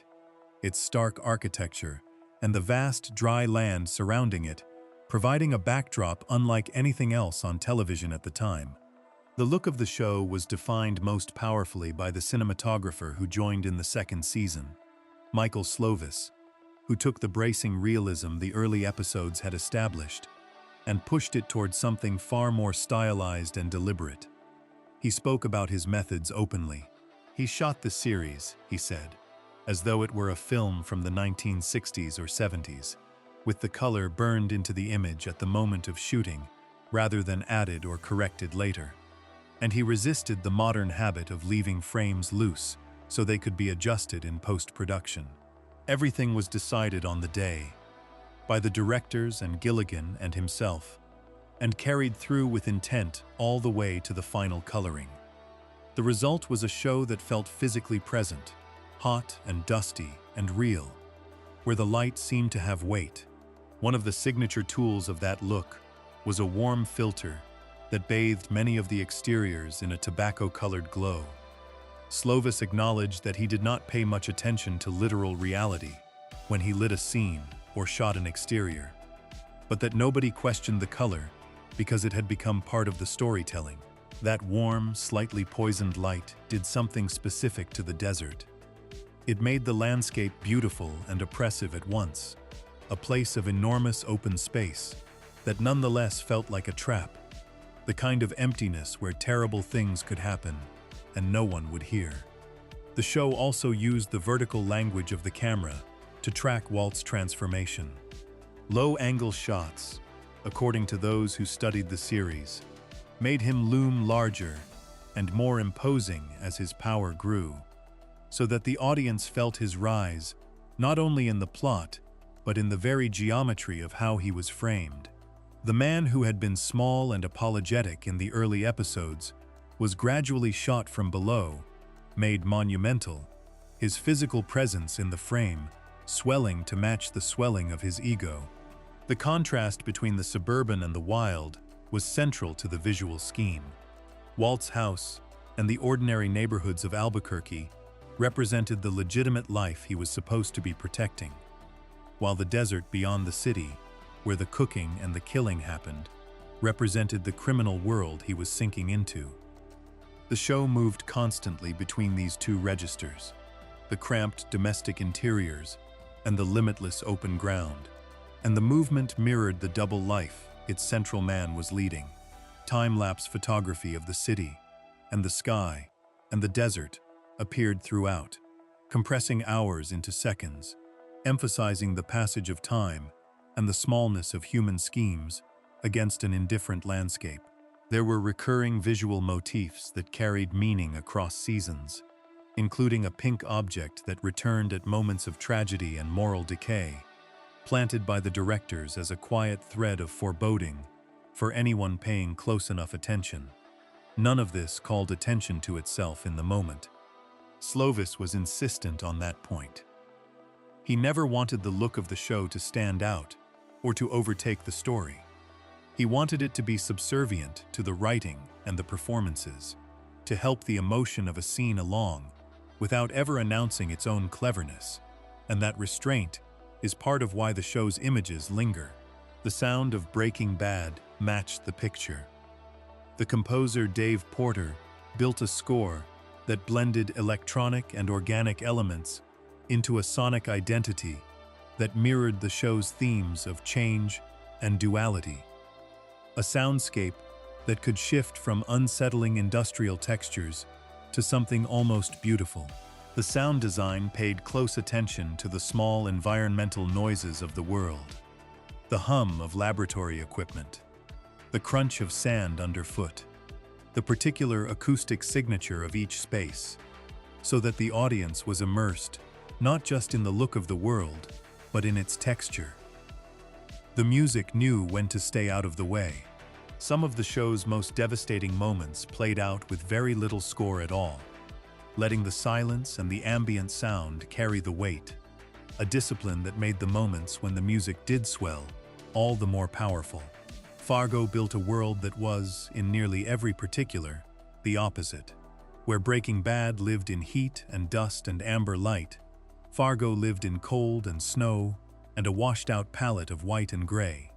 The series was filmed largely in Calgary, in Alberta, standing in for the snowbound landscapes of Minnesota and North Dakota. And the choice of season was not incidental. Snow was the show's defining visual element, vast white expanses that swallowed the characters and reduced them to small dark figures against an enormous pale emptiness. This aesthetic descended directly from the Coen brothers' original film, which the cinematographer Roger Deakins had shot with a deliberate minimalism, choosing overcast and non-sunny days so that the snow-covered ground and the pale sky would blur into a single field of white with no visible horizon. The Coens had explained the thinking behind it, describing how they wanted to capture the bleak psychological effect of living in that region in winter, how the light and the landscape worked on a person, and how they scheduled the shoot specifically to avoid blue skies. The television series carried that philosophy forward. Its wide shots of frozen expanses and its clean, restrained framing created a sense of isolation that mirrored the emotional struggles of the people inside it, a world where the indifference of nature pressed in on every human scheme. The use of color in that white world followed the same logic the film had established. Against the monochrome of snow and sky, the occasional warm note carried enormous weight. The soft yellow glow of a lamp in a window, the deep red of blood on white ground. These contrasts drew the eye and marked the moments that mattered. In a landscape drained of color, the smallest splash of warmth or violence became impossible to ignore. The framing was deliberately still and simple, echoing the film's restraint, with a relative lack of dynamic camera movement that reflected the frozen, unchanging quality of the setting. Where Breaking Bad used low angles to inflate its central man, Fargo used its compositions to place its people within a larger, indifferent world, to show them as small figures in a vast, cold space, rather than as monuments rising out of the frame. The visual language did not glorify Lester. It contained him, set him against an emptiness that dwarfed him, and that containment was itself a moral statement of the kind the show made everywhere. The music of Fargo, composed primarily by Jeff Russo, completed the contrast. Russo built a score that paid homage to the original film's music while finding its own voice, and its most striking quality, according to those who described it, was its contradiction, a kind of dark fairy tale dichotomy in which a winter wonderland could turn in an instant into a nightmare. The score was spare and strikingly detailed, and like Breaking Bad, It understood the power of silence, finding much of its strength in what it withheld. But where Porter's music leaned into electronic textures that matched the chemical, industrial world of the meth trade, Russo's leaned toward something older and more folkloric, an eerie, storybook quality that suited a show built on the Coen sensibility, where ordinary people in knit caps and parkas stumbled into ancient and merciless forces. The music made the world feel like a grim fable, a place where the cold was not just weather, but a kind of moral climate, patient and unforgiving. Set the two visual and sonic worlds side by side, and they articulate the difference between the shows as clearly as any plot point. Breaking Bad's warm, immersive, intimate style pulled the audience inside its world and its man, made the desert beautiful and seductive, framed Walt from below until he towered, and built a sound that wrapped around the viewer. The whole aesthetic was an instrument of involvement, designed to make the audience feel the heat and the pull of the life Walt was choosing. Fargo's cold, restrained, distancing style held the audience at a remove, set its people against an indifferent white void, kept its framing still and observational, and scored the whole thing like a dark fairy tale, told around a fire. The aesthetic was an instrument of observation, designed to let the audience watch the human folly unfold from a slight, clear-eyed distance, never quite warmed by it, never quite inside it. This was the same fundamental difference that ran through everything else these shows did, expressed now in light and sound, rather than in plot or performance. One show was built to bring the audience in. The other was built to keep the audience watching from just outside. Breaking Bad's amber desert was a place a viewer could be seduced into. Fargo's white emptiness was a place a viewer observed from behind glass, hands cold, breath fogging. Both were gorgeous. Both were precise. Both used every tool of the medium with extraordinary control. But they pointed those tools in opposite directions, toward involvement and toward distance. And in doing so, they made the same argument the shows were making everywhere else. The argument about whether the right way to tell a story about a bad man was to climb inside his skin or to stand back and watch, clearly and without flinching, what he did to the world around him. The genius of both is that the look and the sound never felt like decoration. They were the meaning, delivered through the eye and the ear, before the conscious mind had time to translate them into thought. A viewer falling under Walt's spell was being helped along by warm light and looming angles and immersive sound. A viewer keeping a clear head about Lester was being helped along by cold white voids and still frames, and a score that kept its fairy tale distance. The two shows trained their audiences to feel differently about their central men, and they did it in part through choices that most viewers never consciously noticed. That is the highest form of the craft, an argument made so deep in the texture of the thing that it works on people without their ever knowing it is working. Before we move on, if you're enjoying this analysis, please consider subscribing. It helps the channel tremendously. We have seen how each show painted and scored its world, one in warm amber that drew the audience in, one in cold white that held them back. Next, we listen more closely to how these worlds talked. The rhythm of the dialogue and the place of humor turn out to be another front in the same long argument. Section 7. How two worlds talk and when they laugh. Listen to how people speak in a story, and the story tells on itself. The rhythm of the dialogue, the things characters say, and the things they carefully avoid saying. The moments a show decides are funny, and the moments it decides are not. All of it adds up to a kind of fingerprint. Breaking Bad and Fargo were both written with extraordinary care by Vince Gilligan and Noah Hawley, and the room's full of talented writers, each of them assembled, and both shows used language and humor as precision instruments. But they spoke in different voices, found their laughs in different places, and used those laughs toward different ends. and the contrast in how the two worlds talk is its own quiet map of what each one was after. Breaking Bad used language as a weapon and a window. The series became famous for its monologues, the long, uninterrupted speeches that gave its characters room to reveal themselves. And according to those who have studied the show closely, the best of these were not mere displays of fine writing, but acts of leverage, moments in which language became power. When Walt delivered the speech in which he insisted that he was not in danger, that he was the danger, he was not just describing himself to his wife. He was claiming a new identity, out loud, testing it, daring her to contradict it.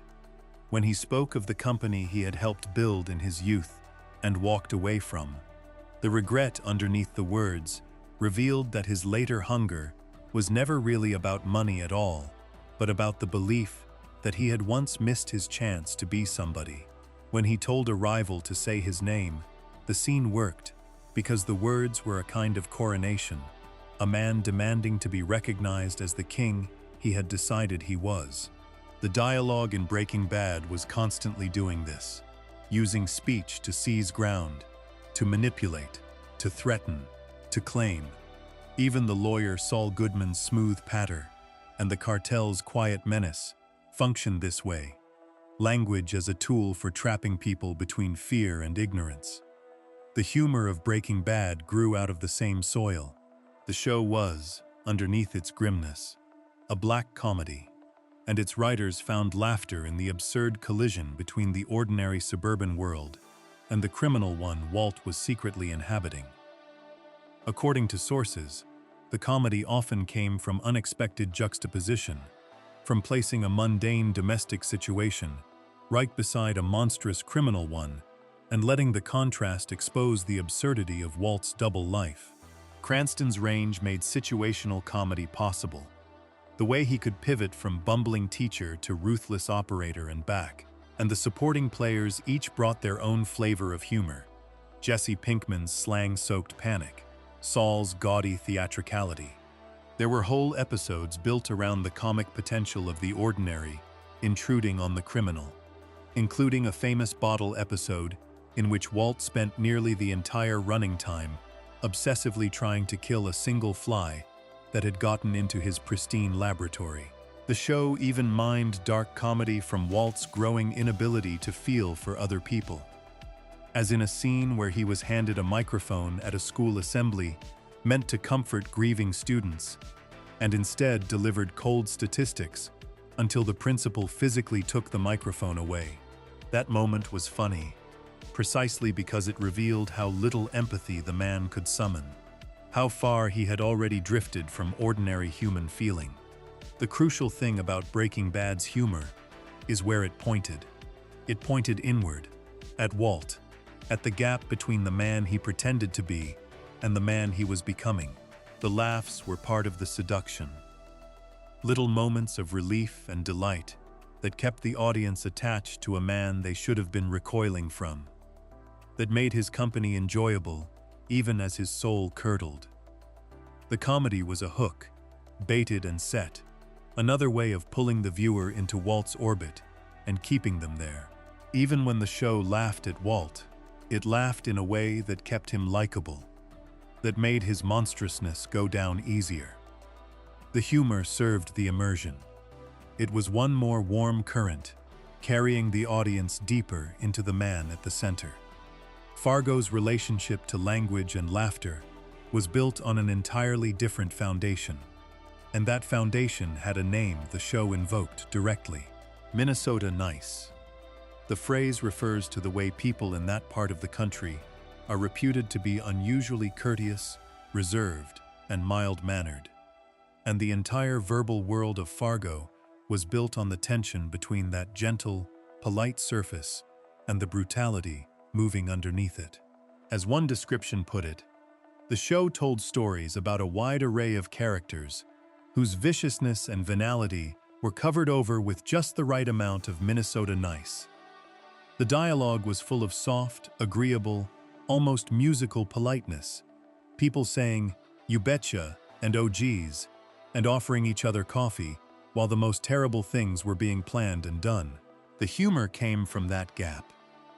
From the deadpan collision of mortal violence with small-town courtesy. From a character delivering a polite pleasantry in the same breath as a threat. From the way ordinary niceness kept trying to paper over an abyss it could not begin to comprehend. Noah Hawley was explicit about the philosophy underneath this. He has said that both the tragedy and the comedy of crime is that it is so often just a series of bad ideas, one poor decision leading to another, until ordinary people find themselves buried in consequences they never imagined. He deliberately followed the original film's lead in refusing to make his schemers brilliant, where many crime stories flatter their criminals with superior cunning. Fargo insisted that its lawbreakers were mostly not very smart, that their crimes were clumsy and improvised and doomed. And a great deal of the show's dark comedy flowed from watching these bad ideas curdle into catastrophe. There was nothing glamorous about it. The humor was the humor of human folly, of people who were in over their heads and too proud or too frightened to admit it. And it kept the audience at exactly the distance the show wanted, looking down at the chaos rather than swept up in it. Hawley drew on a wider well than the single film, too. He has described looking not only at the original Fargo, but at the whole body of the Coen brothers' work. The philosophical bleakness of one film, the comic shagginess of another, the meditations on fate and chance, and the nature of evil that run through several of them, and putting all of those elements into a bag and shaking it to get something new each time. That range is why the show could hold so many tones at once. Why a scene could be frightening and funny and sad within the same minute. Why the violence could land with real horror, even as the dialogue around it stayed gentle and absurd. The verbal world of Fargo was a fairy tale told in a flat Midwestern accent. A place where ancient and merciless forces wore parkas and spoke in pleasantries, and the comedy and the dread were never separate things, but two faces of the same unsettling whole. The deepest difference between the two shows' use of language returns, as everything does, to the question of distance. Breaking Bad's dialogue pulled the audience in. Its monologues let the viewer live inside Walt's mind. Its humor kept him good company. Its whole verbal style was an instrument of intimacy and seduction. A viewer came out of a great Walt speech feeling closer to him, more invested, more complicit. Fargo's dialogue held the audience back. Its polite surfaces created irony rather than intimacy. Its humor exposed folly rather than excusing it.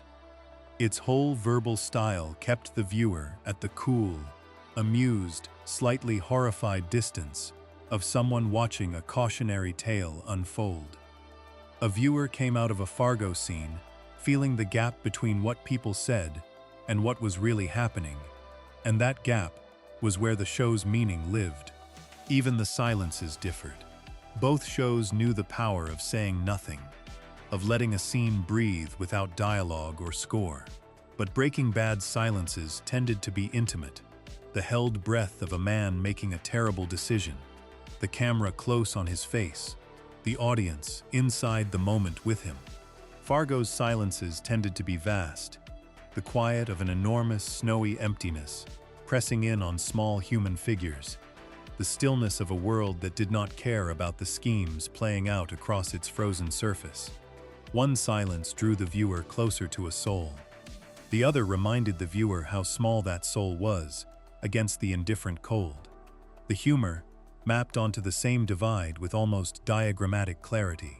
Breaking Bad's comedy made its monster easier to love. Fargo's comedy made its monsters easier to judge. When Walt did something absurd, the laugh kept him human and kept the audience attached. When a Fargo character collided ridiculously with the violence around him, the laugh underlined his foolishness and kept the audience at arm's length, watching a bad idea bloom into a disaster. Neither approach was funnier in any objective sense. Both shows were genuinely deeply funny in their own registers. But the laughs were doing opposite jobs. One was an adhesive, binding the viewer to the man at the center. The other was a lens, sharpening the viewer's clear-eyed view of human weakness. This is the same argument the shows made through their structure, their performances, their visuals, and their sound, now playing out in the simple matter of how people talk and when an audience laughs. Breaking Bad spoke in a voice designed to bring the listener inside, to seduce through eloquence and charm and dark comic delight, and it worked so well that audiences found themselves rooting for a man they knew was damned. Fargo spoke in a voice designed to keep the listener outside, to create irony and distance through the collision of gentle manners and savage acts. And it worked so well that audiences could understand its lost souls completely, while never once being fooled into cheering for them. The words themselves carried the philosophy. The way a show talks, it turns out, is one of the truest confessions it can make about what it believes a story owes the people watching. And these two shows, in their opposite eloquence, confessed opposite faiths. Before we move on, if you're enjoying this analysis, please consider subscribing. It helps the channel tremendously. We have heard how each world talks, and where each one finds its laughter. One voice pulling the listener in, and one holding the listener back. Next, we look at the violence itself, at the killings and their aftermath. How a show makes a deathland turns out to reveal everything about what it thinks a life is worth. Section 8. The weight of a killing. A body falls, and what a story does in the seconds and seasons that follow is the truest test of what it believes a human life is worth.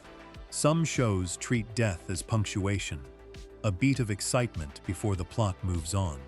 Both of these shows refused that. Breaking Bad and Fargo each insisted, in their own way, that killing carries weight, that a death is never free, that the world does not simply absorb a murder and forget it, but the way each show made its violence land was as different as everything else about them, and in that difference lies one more revelation about what each one was really saying. Breaking Bad built its violence on the principle of the ripple. A killing in this show was rarely contained to the moment of its happening. It spread outward, traveled further than anyone intended, and landed in places no one could have predicted, and the tracing of that spread was central to how the series understood consequence. The clearest example is the death of Jane Margolis, Jesse's girlfriend, in the second season. Walt arrived at Jesse's apartment to find the two of them unconscious after using heroin, and when Jane began to choke, Walt stood and watched her die, rather than turning her on her side and saving a life that would have cost him nothing to save. According to those who have studied the show, this was the moment the thread of moral hesitation in Walt finally snapped, the point at which his stated justification that everything he did was for his family collapsed completely, because letting Jane die served no one but himself. He chose control over compassion, and the choice revealed a capacity for cruelty the audience had not yet seen. What made that death so devastating was not only the act itself, but the chain it set in motion. Jane's father, an air traffic controller, was so shattered by grief that he made a fatal error at work, causing two planes to collide over the city and killing a great many people. One man's quiet decision to let one young woman die became, through a long invisible chain, the largest single loss of life in the entire series. The show traced that chain deliberately, insisting that Walt bore responsibility not only for what he did with his own hands, but for the ripples his choices sent out into the world. And the death of Jane did something else, something colder and more strategic in the show's design. It locked Jesse more tightly into Walt's orbit. Jesse's grief and guilt over Jane haunted him for the rest of the series, broke something in him, and ensured that he could never quite escape the man who had, unknown to him, let the woman he loved die. The writers chose this loss over a happier path for Jesse because the loss served the larger story of consequence and entrapment. Death in Breaking Bad was never wasted. It always meant something, and what it meant was usually that the debt Walt was accumulating had grown larger and would someday come due. The series returned to this principle again and again. When Jesse was forced to shoot the gentle chemist Gale in his own apartment, conflicted and near tears, the scene was framed as a moral point of no return for both men.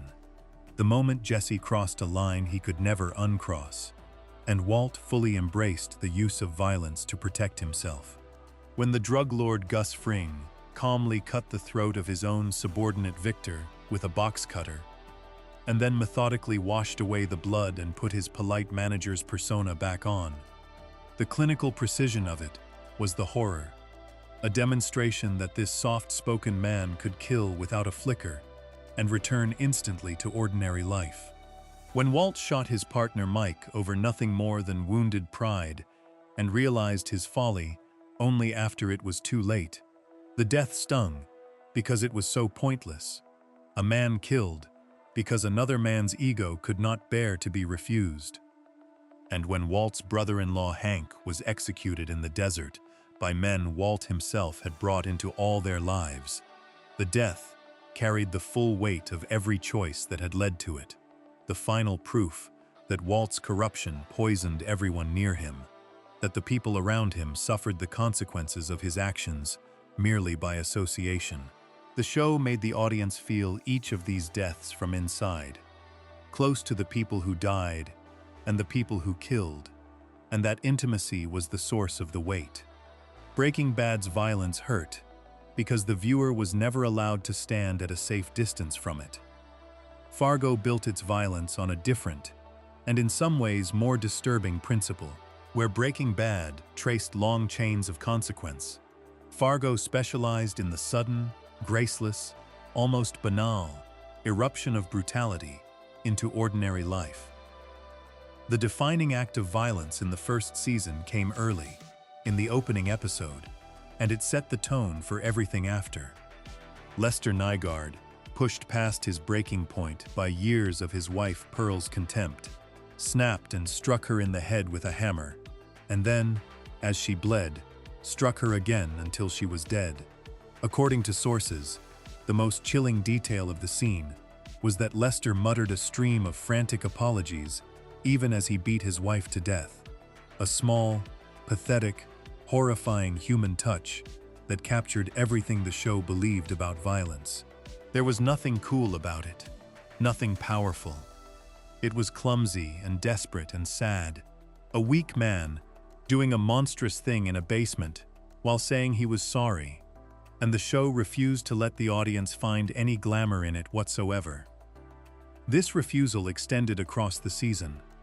The chief of police, Vern Thurman, set up in the early scenes to look like the show's leading investigator, was abruptly shot dead by Malvo with a shotgun when he arrived at Lester's door, a decoy protagonist eliminated before the audience had fully understood his role, a jolt that announced the show would not protect anyone for the sake of convention. Lester's old bully, Sam Hess, was stabbed to death by Malvo in a strip club. In a single shattering middle episode, a cascade of violence claimed multiple lives at once, including a moment in a blinding snowstorm when Gus Grimley accidentally shot Molly, the woman he had come to love, mistaking her in the whiteout for one of the hired killers he feared. The violence in Fargo arrived suddenly, often absurdly, frequently as the result of the bad ideas and clumsy panic that Hawley believed were the real engine of most crime, and it landed with horror precisely because the show stripped away every trace of the seductive cool that other crime stories use to make killing palatable. The aftermath of Fargo's violence carried the same coldness. When Lester planted the murder weapon, the very hammer he had used on his wife, in his brother Chaz's home to frame him, the show let the audience watch him hesitate at a family photograph, even let his young nephew glimpse him. and then watch him go through with the betrayal anyway. According to one account, that moment was where the audience fully grasped how unlikable Lester truly was. How the darkness Malvo had unlocked was something that had always been waiting just under the surface. There was no seduction in it, no invitation to admire his cunning. There was only the cold recognition of a man choosing to destroy his own brother to save himself. And when Lester's renewed antagonism toward Malvo, a year later, led to the deaths of 4 more people, including his second wife, whom he sent into danger in his own place, the show framed it not as a clever escalation, but as the predictable, pathetic result of a small man's inability to leave well enough alone. The 2 central villains met ends that crystallized each show's view of violence. Malvo, the philosopher of predation, was finally cornered in a cabin in the snowy woods, his broken legs snapped back into place, a wild wolf watching him through the window. When Gus emerged from the shadows and shot him, Malvo grinned as he died, satisfied to the last, and the show let him die with that grin, because it had spent 10 episodes demonstrating that his philosophy, however thrilling in the abstract, produced nothing but grief and waste and blood in the snow. Lester's end was even more pointed. 2 weeks after Malvo's death, fleeing the law, he was cornered by border agents and ran out onto a frozen lake, despite their warnings about the thin ice. The ground gave way beneath him, and he disappeared into the freezing water, his hat left floating on the surface. No music swelled. No one mourned. The show did not ask anyone to. A man who had murdered his wife, framed his brother, and remade himself into something cold and ruthless, simply vanished into the indifferent cold, and the world closed over him without a ripple. That ending is the perfect image of the difference between the 2 shows. Breaking Bad's violence rippled outward, tracing long, visible chains of consequence that the audience felt from inside, close to the pain, made complicit by intimacy. Fargo's violence was sudden and graceless, and was finally swallowed by an indifferent white emptiness that did not care, that the audience watched from a cold, clear distance. One show made killing feel consequential, by following the consequences across seasons and making the viewer live inside them. The other made killing feel consequential, by stripping it of all glamour, showing it as the clumsy, sad, monstrous thing it is, and then letting the cold world absorb the killer without ceremony. Both insisted that a life had weight. Breaking Bad proved it, through the long arithmetic of cause and effect. Fargo proved it, through the gracelessness of the act and the indifference of the world that punished it. Neither show flinched, and that is the deepest thing they shared. In an era when a great deal of television used violence as a thrill, as a way to make its anti-heroes seem powerful and cool, these 2 shows both refused that easy path, though they refused it in opposite ways. Breaking Bad refused it by making every death a stone dropped in a pond, the ripples spreading until they reached people who had nothing to do with the original sin. Fargo refused it by making every death pathetic and small and real, a hammer in a basement, a man drowning under thin ice with his hat floating above him. The violence was never the point in either show. The weight of it was the point. The insistence that when a person ends another person's life, something has happened that the world will not simply forget, whether through the long chain of consequence or through the cold, patient pushing back of a universe that does not forgive. Before we move on, if you're enjoying this analysis, please consider subscribing. It helps the channel tremendously. We have weighed the violence in both worlds, one rippling outward through long chains of consequence, one swallowed graceless by an indifferent cold. Next, we reach the place every story must finally arrive, the ending. How each show chose to close its account turns out to be the last and clearest word on what each one believed. Section 9. How each story chose to end. An ending is a verdict. Everything a story has built across its run gets settled in its final hour, and the choices a show makes about how to close, who lives, who dies, who is rewarded, and who is punished, and what the last image leaves in the mind, amount to the truest statement of what it has believed all along. Both of these shows ended with enormous care, and both endings have been argued over ever since. Set side by side, the two finales make the difference between the shows undeniable, because they are not just different conclusions to different stories. They are opposite answers to the same question about what a story owes the bad man at its center. Breaking Bad ended with an episode that has become famous in its own right. A tightly constructed final hour in which Walter White, dying of cancer and out of time, returned to Albuquerque to settle every account. He cornered his old business partners, the wealthy couple who had grown rich on a company he had helped found and then left. And through a cold and brilliant piece of manipulation, he ensured that his drug money would reach his son after his death, disguised as a charitable gift. He poisoned the woman who had threatened his family.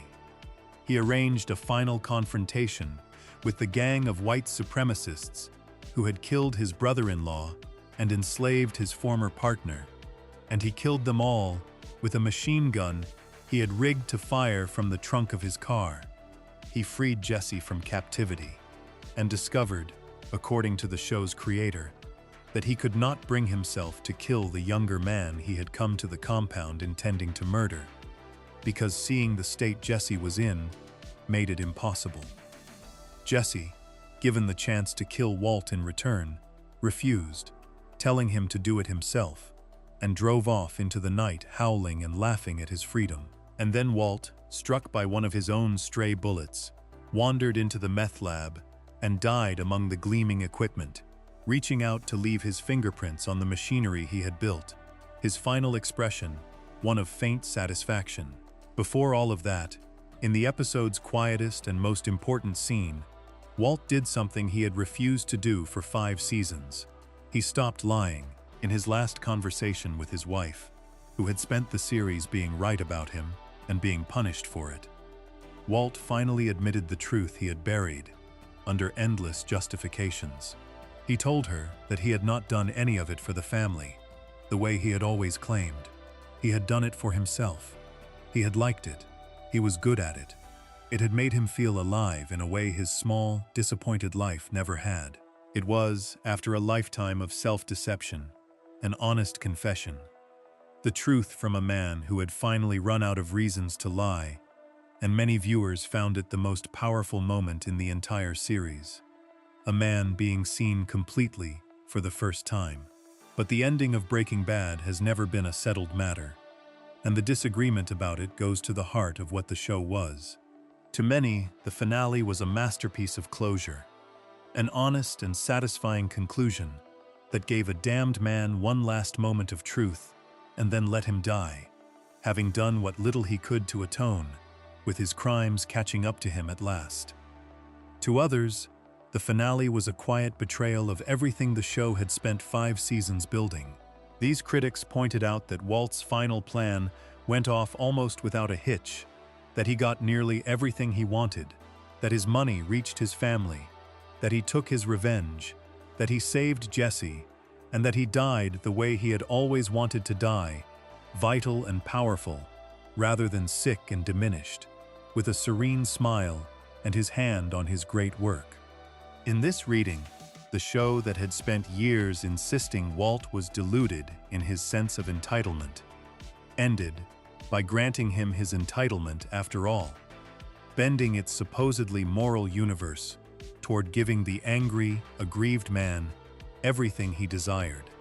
The final hour, these critics argued, made Walt cool again, an avenging outlaw in the mold of the spaghetti western heroes the episode quietly echoed, and in doing so, it indirectly validated the very audiences who had cheered for him and despised his wife for standing in his way. That argument is worth taking seriously, because it identifies the price Breaking Bad paid for its central strategy, a show built to pull the audience inside one man's skull, to make them understand and even root for his crimes, faces an almost impossible problem at the end. It must somehow deliver a reckoning without losing the sympathy it has spent years cultivating, and the temptation to give the beloved monster a satisfying send-off is enormous. Breaking Bad's finale, brilliant as it is, never fully escaped that tension. It gave Walt his honest confession, which cut against him, and then it gave him a triumphant, controlled, dignified death, which cut in his favor, and the two impulses sit side by side in the final hour, unresolved. The show that had been so disciplined about consequence allowed its central man a measure of victory that some viewers found hard to swallow. Whether that was a flaw or a final piece of moral complexity is exactly the question that has kept people arguing about the ending for more than a decade. Fargo's first season ended on a completely different note, and the contrast could not be sharper. Its final hour did not center the bad man at all. Lester Nygaard, whose escalating arrogance had gotten 4 more people killed, including his second wife, fled the law and ended not in a blaze of dark glory, but in graceless, anonymous panic. Cornered by border agents, he ran out onto a frozen lake despite their shouted warnings, and the thin ice gave way beneath him, and he drowned in the freezing water with no one to witness it, and nothing to mark it but his hat floating on the surface. There was no confession, no moment of being seen, no dignity, no control, no satisfying smile. There was only a small, vain, ruined man disappearing into an indifferent cold that did not care who he was or what he had done. The show gave him no send-off because it had never wanted the audience inside him in the first place, and it was not about to grant him a meaningful death at the end. The philosopher of the season, Lorne Malvo, met his end just before Lester, shot dead in a snowbound cabin by Gus Grimley, the mild and decent man who had once been too frightened to arrest him. Malvo grinned as he died, satisfied to the last with the predatory philosophy he had preached, and the show let him keep his grin because it had spent 10 episodes demonstrating that the philosophy was hollow, that the man who believed the rules were a fiction ended up dead in the snow with everything he had touched in ruins. His death was not a triumph for him, it was a refutation, delivered by exactly the kind of ordinary decent person his worldview held in contempt. And the final hour did not end on either of the dead men. It ended on Molly, the deputy who had seen the truth from the beginning and been doubted by everyone above her, was promoted to chief of police. She was married to Gus, the man who had failed and then redeemed himself, and she was expecting a child, and the show's last quiet images belonged to her, to the decent family she had built, to the ordinary warm life that had survived the cold. The world of Bemidji was restored to its quiet, the chaos absorbed, the good people left standing, and the bad ones swallowed by the ice and the snow. It was not a simple or saccharine triumph, because the show was too smart for that, but it was complete, and it placed its final emphasis exactly where it had placed its deepest care all along, on the person who had refused to let the darkness change her. The two endings articulate the difference between the shows with perfect clarity. Breaking Bad ended on its bad man, gave him a confession and a death, and left audiences arguing forever about whether it had judged him or rewarded him. Fargo ended on its good woman, gave its bad men graceless and anonymous ends, and left no ambiguity at all about where its sympathies lay. One show could not quite let go of the man it had spent years seducing the audience into loving, and so its ending carried a permanent tension, a victory tangled up with a reckoning. The other show had never asked the audience to love its bad men, and so it could let them die without ceremony and give the last word to decency, with no tension at all, because there was nothing to resolve. This is not, in the end, a simple matter of one ending being better than the other. The very tension in Breaking Bad's finale is part of why people still discuss it, part of its richness, a final ambiguity layered onto an already complex portrait. A cleaner ending might have been less troubling and also less interesting, and Fargo's clean, complete, morally unambiguous ending purchased its clarity partly through the anthology structure that meant it never had to protect anyone, a structural advantage Breaking Bad did not have. But the contrast does reveal something fundamental. Breaking Bad's ending had to do the nearly impossible work of judging a man the show had made the audience adore, and the strain of that work shows in the finished result. Fargo's ending had only to let consequence run its natural course, and then turn its gaze to the people worth admiring, and so it arrived at its conclusion without strain, sure of itself, settled. The frozen lake closing over Lester's head and the bloody fingerprint Walt left on his gleaming tanks are the two images that hold the whole comparison. Walt died touching his great work, claiming it, his identity intact, a man who got to be Heisenberg to the very end. Lester died as nothing, a panicked figure swallowed by water, his hat the only trace, a man whose darkness bought him precisely nothing. One show let its monster keep his monstrous self, even in death. The other dissolved its monster entirely, and gave the world to the woman who had earned it. Both were deliberate. Both were earned by everything that came before, and both were, in the truest sense, verdicts. The final judgment each show passed, on the bad man it had chosen to build a story around, and on the question of what such a story owes the people watching it. Before we move on, if you're enjoying this analysis, please consider subscribing. It helps the channel tremendously. We have reached both endings and found one show wrestling forever with the man it could not stop loving, and one calmly giving the world to the woman who deserved it. All that remains is the question the whole comparison was built to answer. In the final section, the two shows are weighed against each other one last time. Section 10. What the two shows reveal about each other.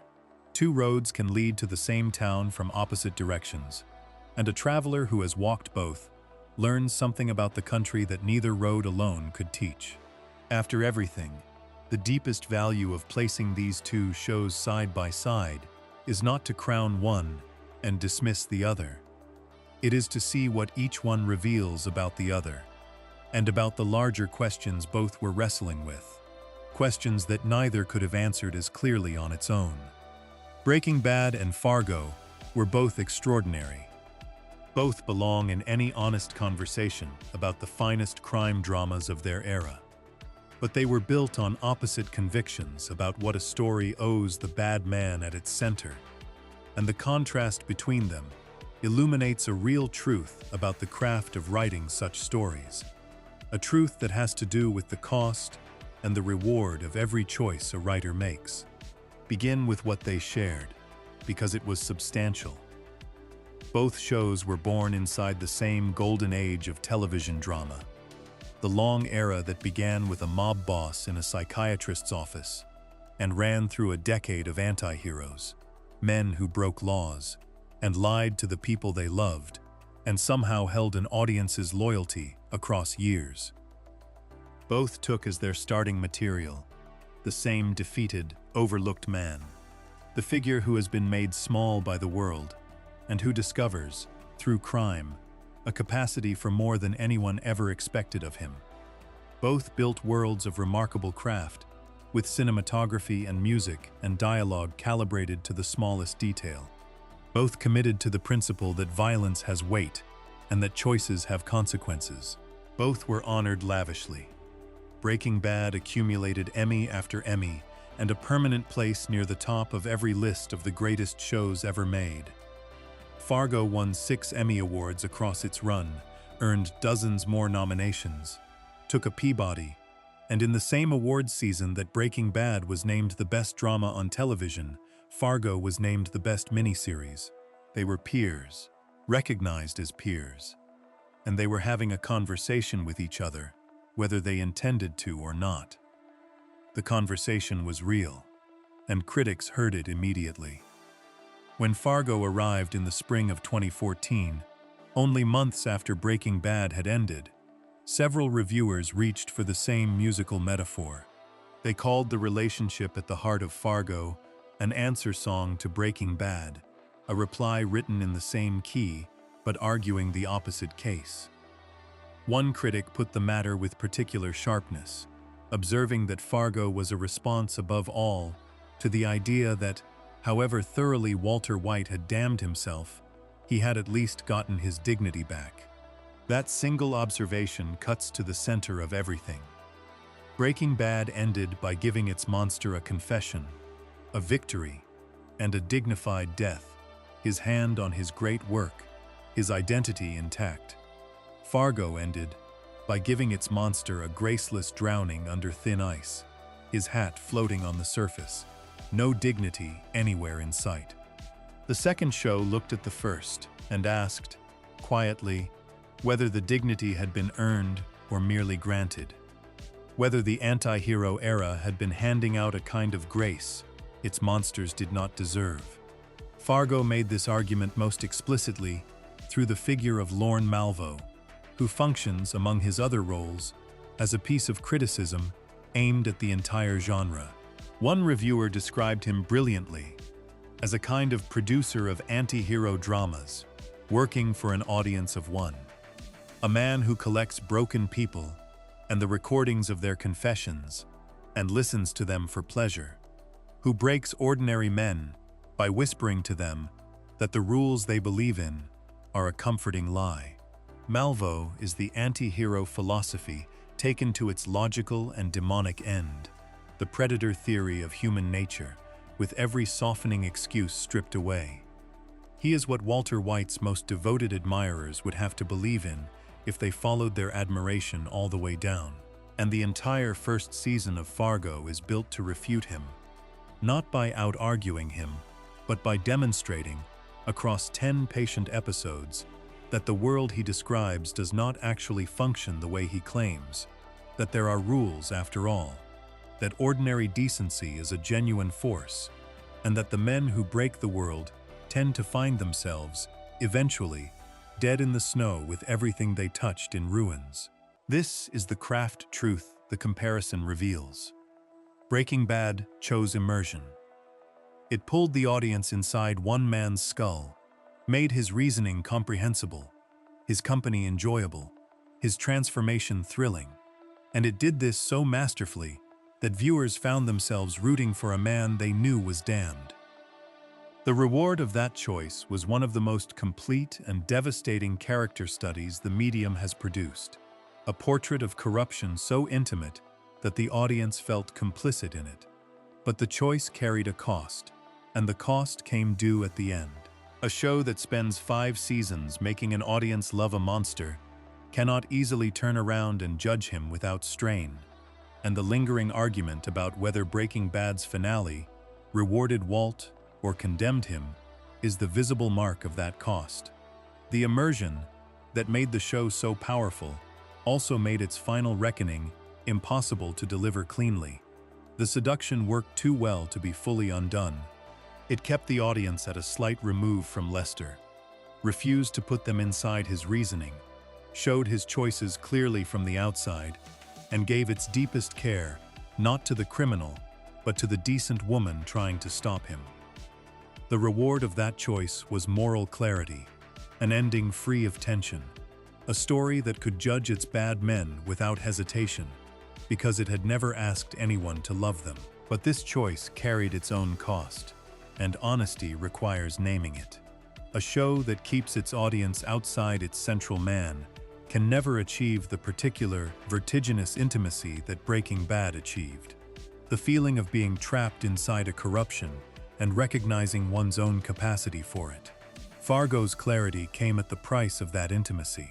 The viewer watching Lester from behind glass was never implicated the way the viewer riding inside Walt's mind was implicated.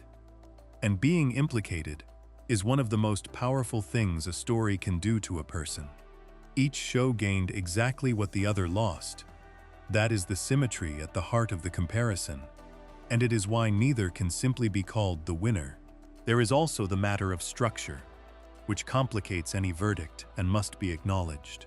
Fargo's moral clarity was purchased in part by its anthology format, which meant it never had to protect a character in order to keep the show running, never had to defer a reckoning across seasons, never faced the impossible problem of concluding a single beloved protagonist's arc. Each season could end completely because the next would start fresh. Breaking Bad had no such freedom. It was a single long story about a single man, and that man had to survive long enough for his transformation to complete, which meant the show had to keep him slipping free of consequences for years before the bill could finally arrive. Some of the tension in Breaking Bad's ending is a function of this structural burden, a burden Fargo simply did not carry. To praise Fargo for the honesty of its conclusion, without noting that its structure made such honesty far easier to achieve, would be to give it credit for solving a problem it had arranged never to have. So which was written better? The honest answer is that the question, posed that way, dissolves under examination, because the two shows were trying to do different things, and each did its own thing about as well as it could be done. Breaking Bad set out to immerse an audience in one man's fall and to make them complicit in it, and it succeeded so thoroughly that the success created the only real flaw anyone can name, an ending that could not fully escape the love it had built.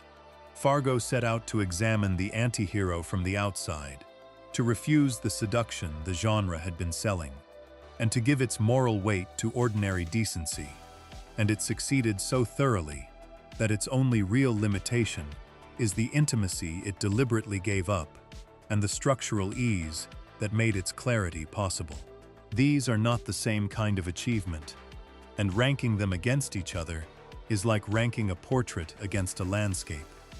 The portrait goes deeper into a single soul. The landscape sees the whole world more clearly. Both are masterful. Neither is the other. What the comparison finally reveals is that the anti-hero era contained within itself two opposite possibilities, and that these two shows represent the fullest expression of each. One possibility was to perfect the form, to take the seductive immersion the genre had pioneered and execute it with such total command that it became the definitive example of what the form could do. That was Breaking Bad. The other possibility was to step outside the form and turn it into an object of study, to deploy all its ingredients and then refuse its central trick, to ask whether the whole project of making audiences love their monsters had been wise. That was Fargo. The first show was the genre's triumph. The second was the genre's conscience. And it is fitting that they arrived so close together, the triumph ending just as the conscience began, because the conscience could only have been written by people who had watched the triumph and understood, completely, both how powerful it was and what it had cost. The two images that close each story hold the whole argument forever.